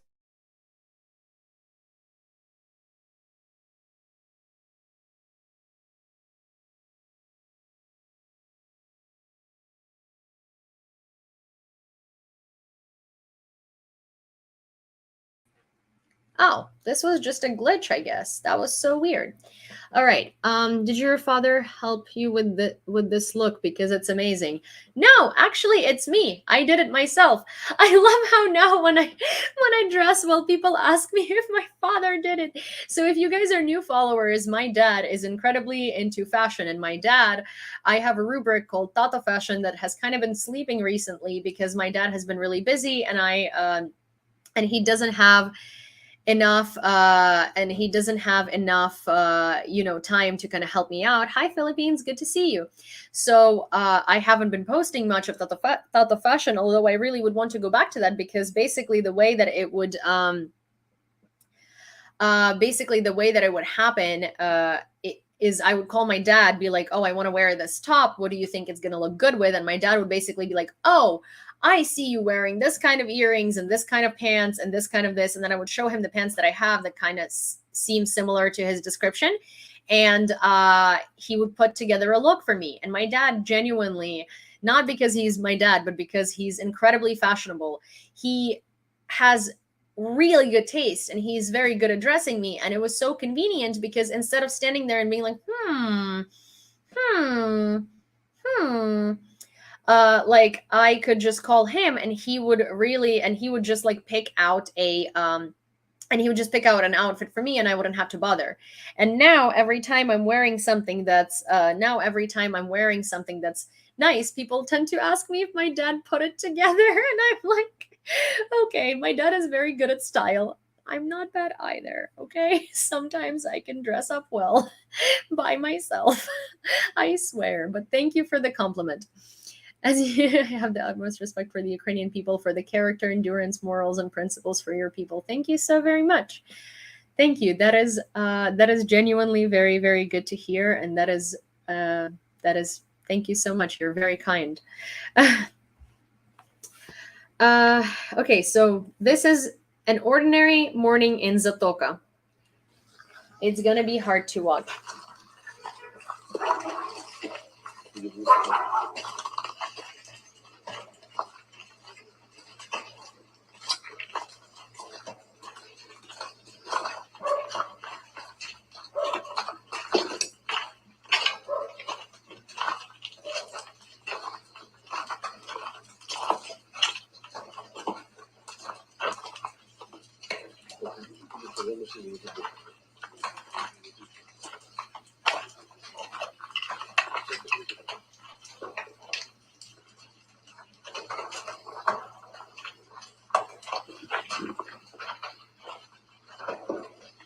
Oh, really, Grumpy? That's cool. I love that. That's cool. It's cool that you bought your wife a hat that's very similar to this hat. Oh my gosh, people always ask me about this hat, so I'm gonna try and link that one in the platform where I can link things as well. Also, I'm going to mention it again, but if you don't follow me on YouTube, my YouTube is linked to my TikTok profile. It's the little play button. So if you prefer YouTube, you can watch me on YouTube, and I would really love it if you did follow me and watch me on YouTube because, well, first of all, it helps a lot, and second of all of my videos and all of my new streams are saved on YouTube, and so if you miss them, you can easily access them. And I also post a lot of like fun shorts about random stuff. The acting head of the state property fund, Olha Batova, resigned. She announced this on her Facebook page. The statement of her own free will is dated July 26th, and the date of dismissal is August 10th. Olha Batova became acting head of the state property fund after the dismissal of Dmytro Senychenko in February 2022. Putin's gas war against Europe is a direct continuation of this war against Ukraine, Ukrainian Foreign Minister Dmytro Kuleba said. Wherever he can cause harm, he will do it. He will use any European dependence on Russia to destroy the normal life of every European family. The only way is to strike back, he stressed. Hennady Korban. Dear friends, thank you very much for your excitement and concern. I'm in good health and in good spirits, despite the amazing curiosities of the last few days. I'm out of the transit area. At the moment, I'm in Poland. As you already know, they wouldn't let me back home. They took away my passport and indicated in the nationality column that I was a stateless person. Now I'm looking for an opportunity to cross the Ukrainian border again. I still have my birth certificate, which nobody can suspend or cancel. In this document, it is written where I was born, the city of Dnipro, Ukraine. However, as popular wisdom has it, necessity is the mother of invention. Don't wait for a Saakashvili-style border breakthrough. There is a war in the country. And the main thing is I defended and want to continue defending my country from the first days of war with or without passport. Hi there. Hi, Roderick. It breaks my heart to see the tragedy of the Ukraine people's trauma. I feel so bad for the children. Yeah, there are a lot of kids in Ukraine suffering, especially kids in orphanages, because orphanages are worse than they ever were. And actually, so my friends and I, we have created a nonprofit in Ukraine where we help. Mostly Yulia and Max right now are doing a tremendous job with the nonprofit. But so it's officially registered in Ukraine. It's a real fund. They have done an incredible amount of great work. It does not have like a big following on Instagram, but they have done a lot with it. And so it's called Return of Childhood, returnofchildhood.ua. And this is what it looks like on Instagram. Please follow them.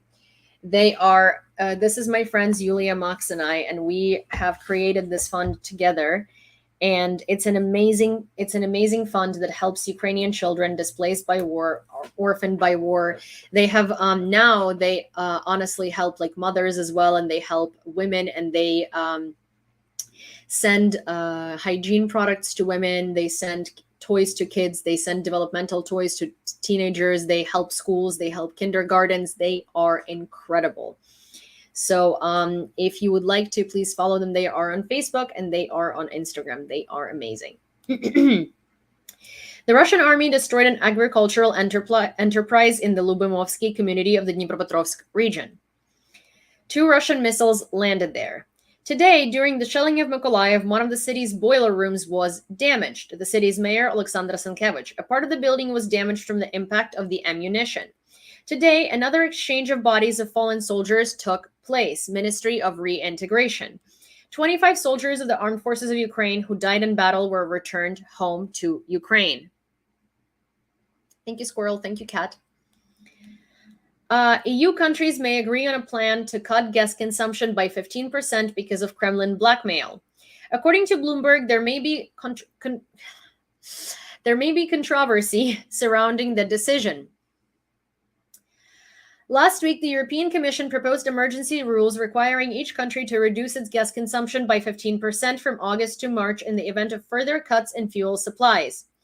After criticism of the original plan and added exemptions for many countries and industries, EU energy ministers plan to approve the final version today. Gas price in Europe exceeded 2,000 per 1,000 cubic meters for the first time since the beginning of March. Border guards showed what the fortifications of the border with Belarus look like. The border is fortified with roadblocks and mine barriers. So this is what it looks like in case Belarus decides to invade Ukraine. І от там, де стела, це ж Білорусі.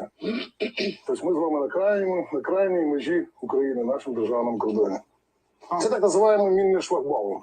Він видимий, його завжди бачать, тобто він не ховається і не маскується.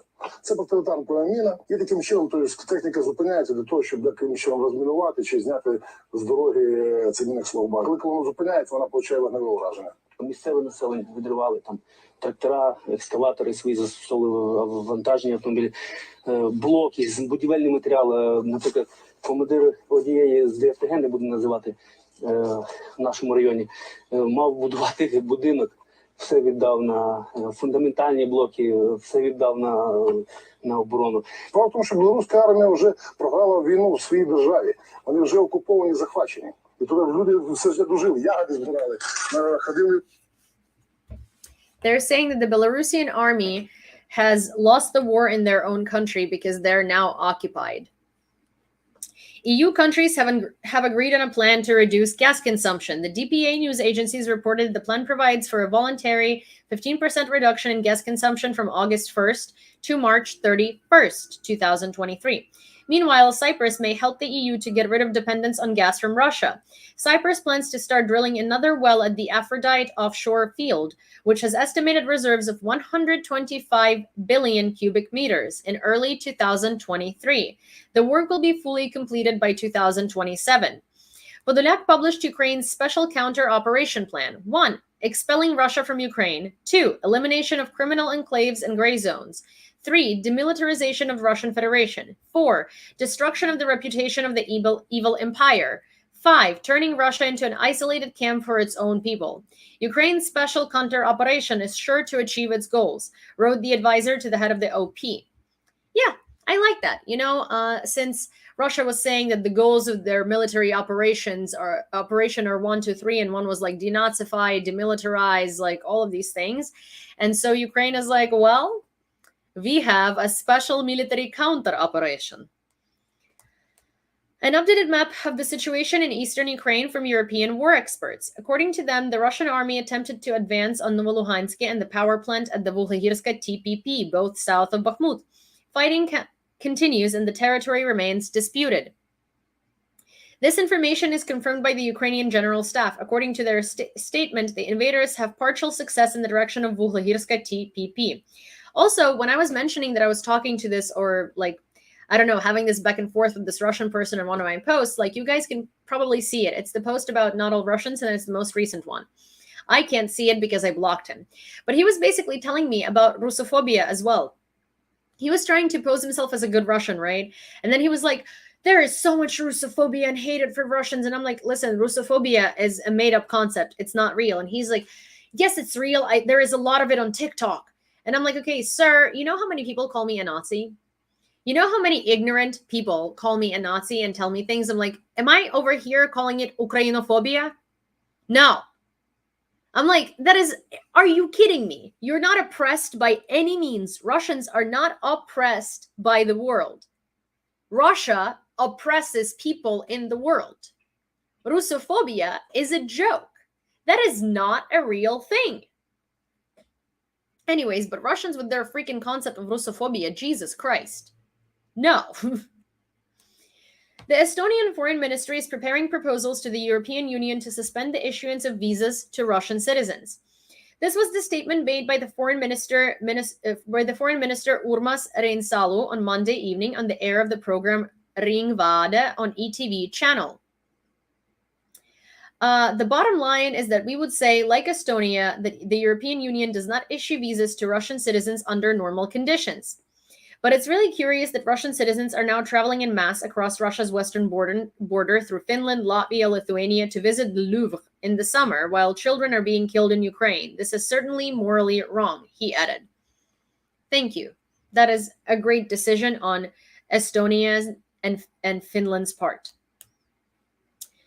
Russia. EU renews economic sanctions over Russia's military aggression against Ukraine for further 6 months. Yeah, exactly. And I was like, and he was talking to me for like all of these things, and he was basically like gaslighting me and turning it on me. And I was like, dude, this is exactly the reason why people don't like you. This is the reason why people don't like Russians. This precise conversation and your reaction and your attitude is the exact reason why people can't stand Russians these days. Because you are unwilling to accept that you are to blame. You're not willing to admit your fault. You're not willing to help. You're just willing to whine and complain. Poor Russians, they're being oppressed. Like, oh my God, you're just not being idolized for the first time. Jeez. Wow. Imagine that. Invaders want to rename Mariupol to Zhdanov. Thank you, Julie. This was reported by the advisor of the mayor of Mariupol, Petro Andrushenko, in his Telegram channel. In an interview with the invaders, the head of the veteran movement of the occupation of Afghanistan, Vasily Turyanitsa, let slip saying that, Vasily Turyanitsa let slip saying that together with this pseudo-referendum, they're considering the issue of renaming Mariupol to Zhdanov. It makes sense, he wrote. The Joint Coordination Center began to work in Istanbul. Turkish Ministry of Defense. The center will monitor the work of grain corridors in accordance with the agreement of the export of food from Ukrainian ports. Yeah, what are you going to do about that airstrike on the port that happened a couple of days ago, less than 24 hours since Russia signed the document promising not to attack, that legally bound it to not attack? What are you going to do about those? I'm very curious. Please tell me. Let me know when you know. Military personnel and defense forces of the Poltava region received another batch of body armor from DTEK Akhmetov. Akhmetov's company provides the armed forces of Ukraine with vehicles, fuel, means of protection, and communications. In total, since the beginning of the war, DTEK has donated 500 million hryvnias to help the army and the civilian population. AFU attacked the Russian customs post Troyebortnaya, which is located on the border with Ukraine. The governor of the Bryansk region, Alexander Bogomaz, claims that an explosive device was dropped from a quadrocopter at the post. 4 people were injured. He later added that one of the victims had died. Well, that's what's going to happen when you invade another country. Russia's Lavrov is looking for allies for Russia in Africa. I'm sorry. So Lavrov went to Africa to look for allies for Russia in a country that he's willingly putting through a grain crisis and a food crisis, and that's going to have a famine because Russia is not letting Ukrainian grain out of ports and is literally blackmailing the world. Also, this is what it looks like, and I can't.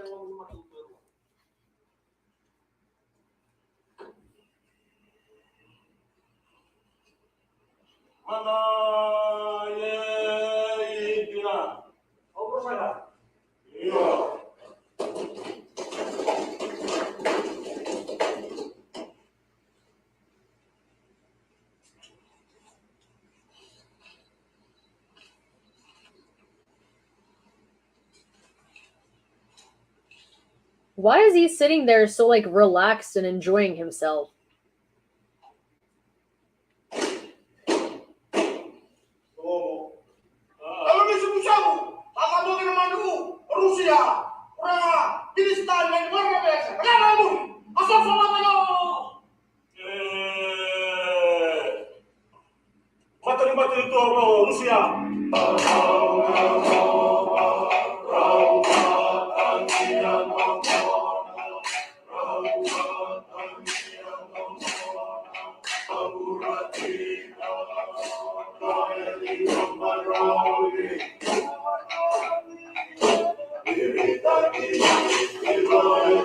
Cat.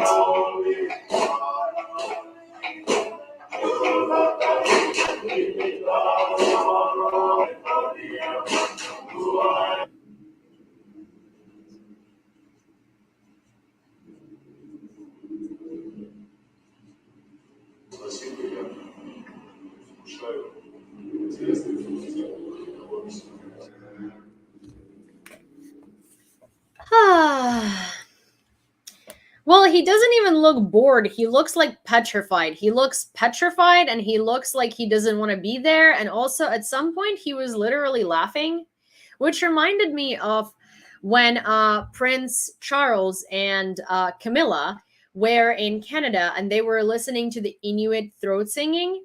They were laughing because it was funny to them, because it was funny to them. So to me, it looked like he was laughing at the presentation. It's awful. Olena Zelenska on the cover of Portuguese Vogue. Inside the magazine published a joint photo session of the spouses. Which I've seen a lot of Westerners talk about how they should probably be doing something else other than taking pictures. And it's like, okay, guys, you are allowed to have an opinion, right? But here's the thing. They're showing a photo of unity because they have been doing a lot. And it's a beautiful photo of them together. And they have been doing exactly everything but this for the last 6 months. And you know, it's important to have presence in the press. It's important to keep this image. It's important to show people that they're united. It's important to give interviews. It's important to do photo shoots like that, because the more they appear in the press, the more people care about them. Because the more people like talk about them personally and sympathize with their story and sympathize with our country. So it's like, you know, there are a lot of things that they're ambassadors of our country. They're the face of our country. So yeah, it is very important. It is important to do interviews. It is important to do photo shoots. It's not just the war, right? But in order to sustain the war and support the war, people need to know the real Olena Zelenska and the real Volodymyr Zelensky in order to, like, you know, like them or not like them. Great Britain expanded the sanctions list by adding the heads of all regions of the Russian Federation to it. In total, 42 people joined the list. Germany hands over Mars 2 multiple launch rocket systems to Ukraine. Head of the presidential office, Andriy Yermak, announced this on his Telegram channel. In the occupied Lysychansk, 12 invaders from the Russian Sakhalin Amon successfully left the Ukrainian land forever. Remember that Amon that traveled from basically near Japan, and we, like, you know, we took him out. Those like Russian police forces that should not be fighting in the war whatsoever, that came to fight anyway. Yeah, so we took care of them. Good night, Sherry. Alexander Lukashenko said that Ukraine sets fire to its own fields with combat helicopters in order to create a terrifying picture. Lukashenko, Lavrov, you know what's a terrifying picture? Your face. Your face is a terrifying picture. Ukrainian fields being on fire is not a terrifying picture. It is famine for lots of people. Yeah. You know, Russia likes provocations, but here's the thing. Ukraine is not stupid enough to put our own grain on fire because we care about other people and what that would mean for them. Russian orcs. The cabinet of ministers turned to the United States with a request to provide gas lend-lease. This is necessary for the stable passage of the heating season, said Prime Minister of Ukraine, Denis Shmyhal. Preparation for the most difficult winter in our history continues, and in this preparation we are looking for all possible tools to be ready for any scenario, he stressed. The photo shoot backstage of Olena and Volodymyr Zelensky in Kyiv for Vogue. The First Lady is wearing clothes from Ukrainian brands Better, 6, Khvoya, The Coat, Kacharovska, and Postovit. I will be putting those brands onto the list. I don't know if they're affordable, but I will try to include them.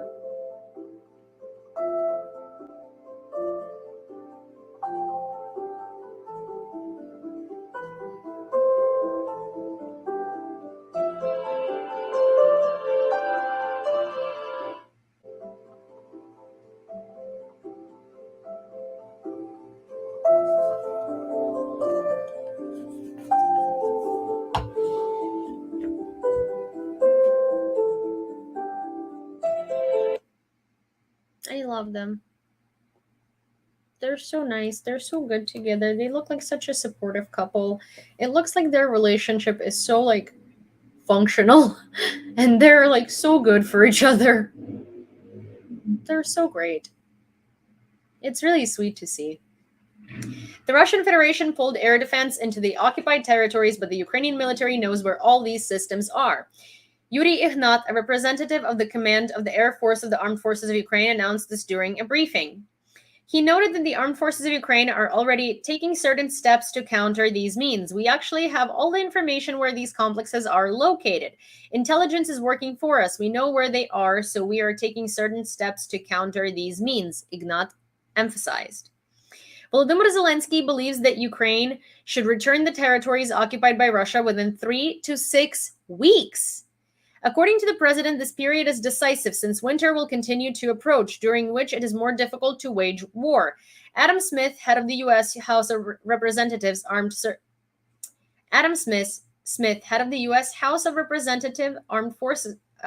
Services Committee, told Politico he referred to a message he heard from Zelensky. Zelensky held telephone conversations with President of Uruguay, Luis Alberto Localle. This is the first dialogue between the presidents of the two countries in the history of relations. Russia wants to recognize Ukraine as a terrorist. I can't read that with a straight face. Russia wants to recognize Ukraine as a terrorist state.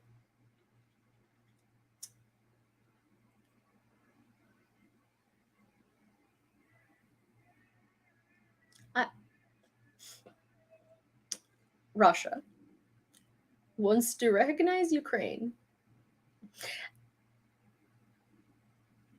as a terrorist state. I'm sorry, I can't hold my face straight. What? On what grounds?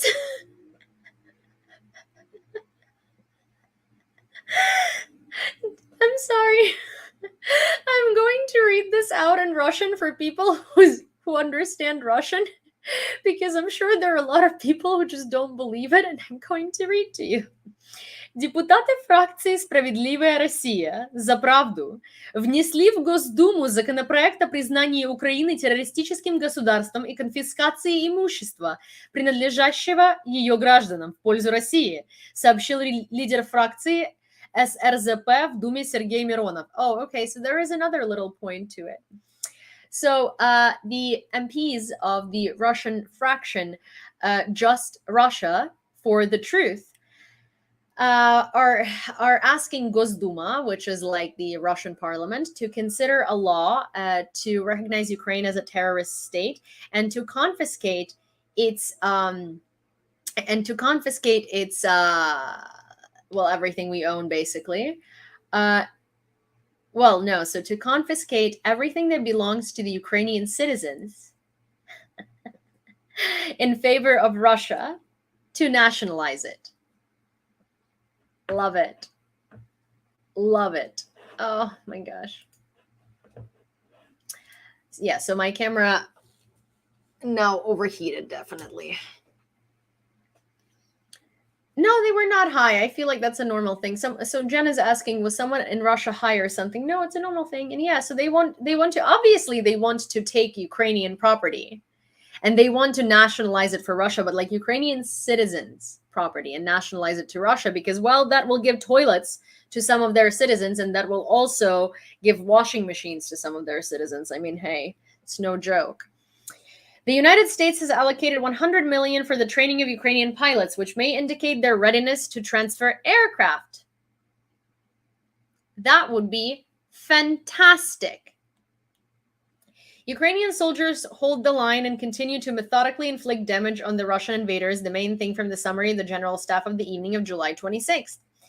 Also, I do believe that they're almost ready to transfer aircraft because there have been a lot of statements made by various politicians from different countries saying that the United States F-16s are not the only aircrafts that can be transferred to Ukraine, and there are other aircrafts as well. And that it looks like they're wanting to transfer some sort of aircraft, at least to Ukraine already. It is an extraordinary honor for me to receive the Winston Churchill Leadership Award today, Volodymyr Zelensky. This award would have been impossible if the entire Ukrainian people had not risen up to defend freedom from tyranny, which is trying to return us to the worst. Ukraine and the whole of Europe will always remember those who, without hesitation, came to the aid of our people and the very idea of freedom. The democracies of the world are capable of stopping any tyranny. We are capable of stopping any evil that threatens our freedom. Only the joint leadership of the entire free world can be enough for this. And this is Zelensky.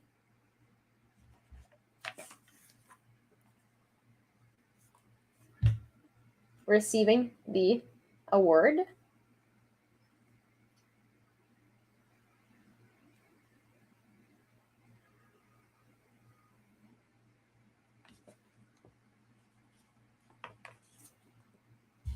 In Odessa, there is a lot of Jewish influence on Ukrainian culture. In Lviv, there is quite a bit. In occupied Kherson, the resistance continues to collect data on the location of warehouses and bases of the invaders and transfers them to the armed forces of Ukraine. Well, they find attention for the invaders themselves. Elegant leaflets remind the invaders what awaits them in Ukrainian land. It says, occupier, run, or HIMARS will help you. And these are basically like bulletins that are just everywhere around the city. You know, the guerrilla movements and stuff like that. Israel may strike Iran to curb development of nuclear program, Israeli Defense Minister Benny Gantz in an interview with Channel 13. According to him, Iran is not only a private issue of Israel, but also a problem for the whole world. We can strike to contain the atom, Gantz said. I mean, part of me is like, this is a little much, and part of me is like, well, now that they are partnering with Russia, yeah, that's dangerous. That's very, very, very incredibly dangerous. Yes, I agree. The tank in the garden near Kyiv and Velika Demarka will stay till the harvest. The police did not have time to pick up the Russian crap metal in the spring, and the owners planted cabbage next to it. Yulia told a Ukraine Now journalist that she, along with her husband and 3 children, left the village the day before its occupation on March 15th. They returned on April 8th and saw the aftermath of shelling of the Russians' deployment site. Although the invaders lived in the neighborhood houses, but the blow to their equipment destroyed Yulia's house as well. The children were very, very upset when they learned that the house was destroyed, but there was a tank in the garden with a turret turned off. Now the youngest son of Yulia, Artem, wants the equipment to be taken away as soon as possible and strawberries planted in its place. The family is renting an apartment while eating for a modular house to be while waiting for a modular house to be granted and does not understand how to get out of the situation. So Вони приїжджали, хотіли забрати, ми ж самі не взяли, бо був запаханий город. Ми домовилися, що вони приїдуть, коли ми виріжемо капусту, зберемо весь урожай, вони тоді приїдуть, заберуть 20. Виїхали 14 числа, а вони заїхали 15-го. 8 квітня ми побачили. Це дуже погана згадка. Діти дуже погано це все переживають. Вони плакали, тому що ми коли прийшли, був повністю зруйнований будинок. У кожного були свої кімнати, були свої речі, тепер діти ушли нічого. Вони мешкали в тому будинку, там будинку. У нас вони не мешкали, у нас просто стояв танк. А вони нас не мешкали. The Supreme Court made a decision confirming the legality of the nationalization of Privatbank. The press service of the bank noted that the Administrative Court of the Cassation, as part of the Supreme Court, satisfied the complaint of Privatbank, canceled the decision of the courts of previous instances, and dismissed the lawsuit of Triantal Investments Ltd., a company associated with the former owners of the bank. The company demanded that the NBU order dated 10/17/2016 on checking Privatbank be declared illegal. It was on the basis of this audit that a decision was made to nationalize it. So Privatbank is now Ukrainian nationalized. So hey guys, you know, you don't have to worry about Mono, I guess now. No, Mono is Universal Bank. Okay, well. The invaders seized Novoluhansk. Deputy head of the Svetlodar City Military Administration, Maxim Cherevko. We moved away from Novoluhansk, Where exactly they went, I cannot say. I know that the withdrawal of troops was under heavy pressure, he said. In the Bakhmut direction, according to him, battles are still being fought. Constant shelling near Semihiria, Kodema. The whole side is under heavy artillery shelling, and airstrikes are also being carried out. The official neither confirms nor refutes the information that the occupiers seized the Uglehorsk TPP. Ukraine plans to receive an additional 15 to 20 billion from the IMF by the end of the year, Reuters citing the words of the head of the NBU, Kyrylo Savchenko. Two of Putin's best pilots and dozens of officers died because of the work of HIMARS, and dozens of command posts and warehouses were also destroyed, as per Daily Mail.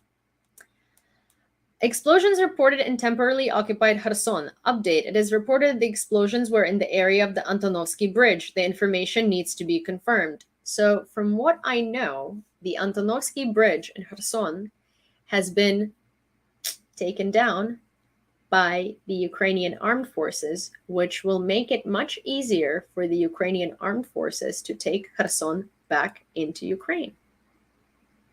So, yeah. Just as a little FYI, Ukraine can export electricity to the EU in a volume sufficient to replace 6 billion cubic meters of gas this year, advisor to the Minister of Energy, Lana Zerkal. Bon voyage! Russia is going to leave the ISS after 2024. Elon Musk commented on this news. The new head of Roscosmos, Yuri Borisov, said that by 2024, Russia will begin to form its own orbital station. Later, Elon Musk reacted to this news like this. Bon voyage! During the speech of the contender for the post of the British Prime Minister, Liz Truss, the debate host lost consciousness. The broadcast was interrupted. The incident happened when Liz Truss was saying that Putin was challenging freedom of speech and democracy. A rumble was heard in the background, and turned out the presenter Kate McCann suddenly fainted on the air. After that, the head of the Foreign Office dropped her hands with the words, "Oh God," and the broadcast of the debate was stopped. After a while, the TV channel resumed broadcasting, but in another studio where the host announced that the debate had been completed ahead of schedule. Interesting. Looks like the Antonovsky Bridge does not exist anymore. This is the bridge that our military have already hit, but the Russian invaders tried to fix it. The bridge is important for the Russians, since armaments from the Crimean side go through it to a part of the Kherson region. We are waiting for official information. In Russia, this information is still denied. Let's wait for the morning. Putin asks Erdogan to involve Russia in production of Bayraktar. Are you joking? Is this a joke? Is this a freaking joke? Putin says, let's work together with Bayraktar. The United Arab Emirates is proposing to build a plant for the production of UAVs, Erdogan said at a party meeting on July 25th. It is noted that Russia and the United Arab Emirates want to work with Bayraktar, the creator of Bayraktar and the Akinci UAV. Meanwhile, Pentagon spokesman John Kirby said there is no sign of any supply or purchase of Iranian drones by the Russian Defense Ministry. And he adds that the very fact that Putin sought this agreement indicates that the sanctions are having an effect. This is hilarious. Okay, this is not hilarious, and here is something very not funny that I want to show you. Let me see if my camera is not as hot anymore, because I would like to, I realized what's happening. I understood now why my camera is overheating near the computer. But I want to turn on the camera in order to show you this, because I want important videos to, have a specific, let me do this, have better definition. Okay. Residents of a demolished house in Mariupol are forced to live in the open sky.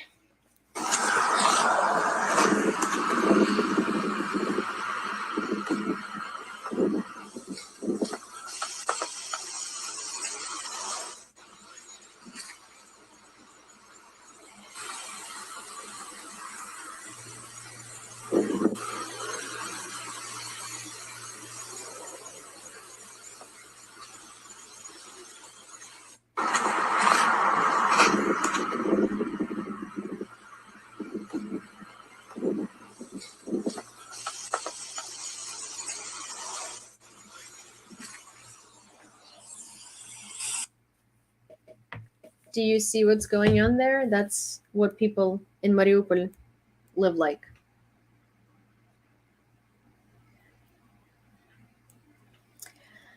Kremlin will keep supplies of vital gas to Europe at a minimum as long as standoff over Ukraine continues. Thus, Russia is increasing pressure on the European Union due to its tough stance on the Russian invasion. So say people familiar with the thinking of leadership, the publication reports. If the crisis drags on into winter, the continent, traditionally Russia's largest export market, could be left without fuel. Publicly, Russia says technical problems such as lack of paperwork and turbine maintenance have forced it to cut deliveries in recent weeks. But in reality, the Kremlin is using disruptions in Nord Stream, its main remaining pipeline supplying Europe, to turn political pressure on leaders there to reconsider the painful sanctions they have imposed and their support for Kyiv. Hopefully not going to happen. Ukrainians already joke about the bridge our military have hit to block Russians. HIMARS. Just do it.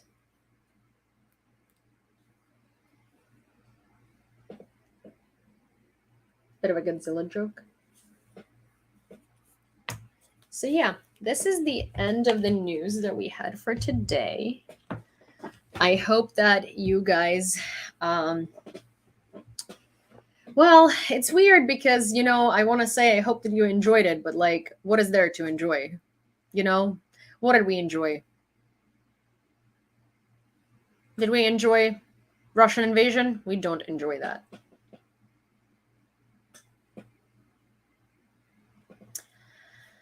But yeah, I hope that things are going to get better, and I hope that Zelensky is right and we can return occupied territories in 3 to 6 weeks. That would be fantastic.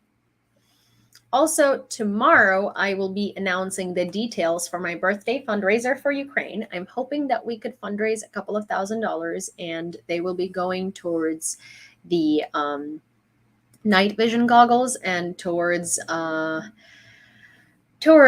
drones and stuff like that. I will give you more details. I want to get like a list from my dad to which things are specifically necessary and how much money that would be.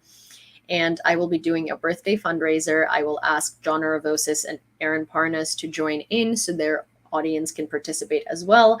But I would really, really, really, really, really, really, really, really, really, really like to raise $10,000 for Ukraine, if that's possible. But that's with Aravosis and with Aaron Parnas and with Mila and with like hopefully a lot of other people, because that's a big amount of money, and I would like to try and do this fundraiser before my mom gets here, because it will have a very hard time doing that on a road trip. And I would like to be able to donate to Ukraine for my birthday, if that's something that is possible. So yes, that will be great. Oh, all right, guys. I need to go eat some borscht and go to sleep. Well, not go to sleep, but go do some things. Because it's been 2.5 hours that we have done this. Woohoo! So thank you for participating. If you don't follow me on YouTube, please follow me on YouTube or Twitch, whichever one you prefer. My YouTube is connected to my profile on TikTok, and you can just press on the play button. And then thank you for the baby lion. I'm still not over it too. That was awesome. And I also still can't get over it. Also, if you're curious to shop things, yes, I will show you Cine in a second, okay? But if you're curious to shop things from, I don't know, things that you've seen on me or something like that, I already linked the lipstick on my Like to Know It. My Like to Know It is in my beacons.ai/Yulia, otherwise known as linked in bio. Like to Know It is a platform where I can literally link products that you guys ask me about, so then you can click on them and it'll bring you to a store where they're available and in stock. So because I've been asked about a lot of things and I'm like, wait, this seems like a very convenient way. So that, and yeah. And yeah, thank you for being here. I think that was it. Oh yeah. Richard Clark. Hi, Richard. Good to see you. Let me bring Cindy because you guys are asking. So oh, this one, yeah, it's a temporary tattoo, but it's for Ukraine. So I think it's very cute. But I wouldn't get a real tattoo in this spot because I'm trying to not go outside of my arms. Thank you, though. Let me bring Cindy. Senior. Hey, Gargoyle. Hello, Gargoyle. Come here.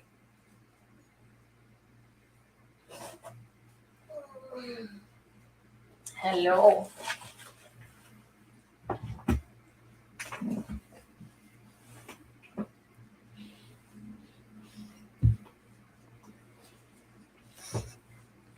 Babes. She's really tired today. But, babes, say hello. Say hello. Shinya. Shinya. I would kiss you, but I'm wearing lipstick. Tiny Diny.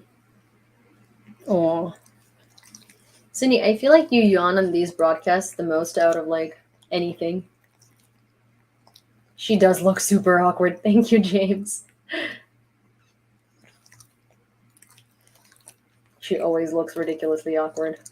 She don't wanna, baby. Oh.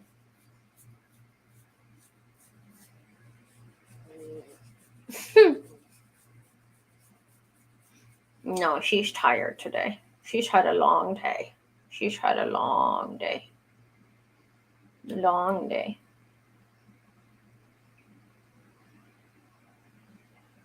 Oh. Okay, Sinunya. Say hello. Say hello. Boom, boom, boom, boom, boom. Oi, sorry. It's covered by Cindy. Boom, boom, boom.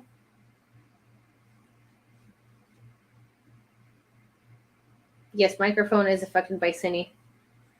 Socialist ball. Hi. Okay, I'm gonna go bring Cindy over. Oh.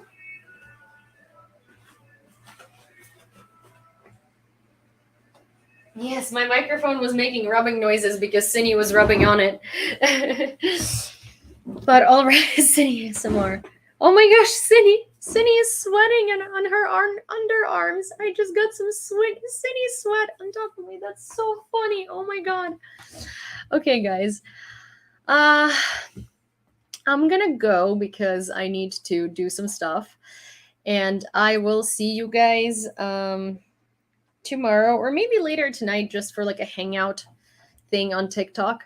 But for now, I gotta go.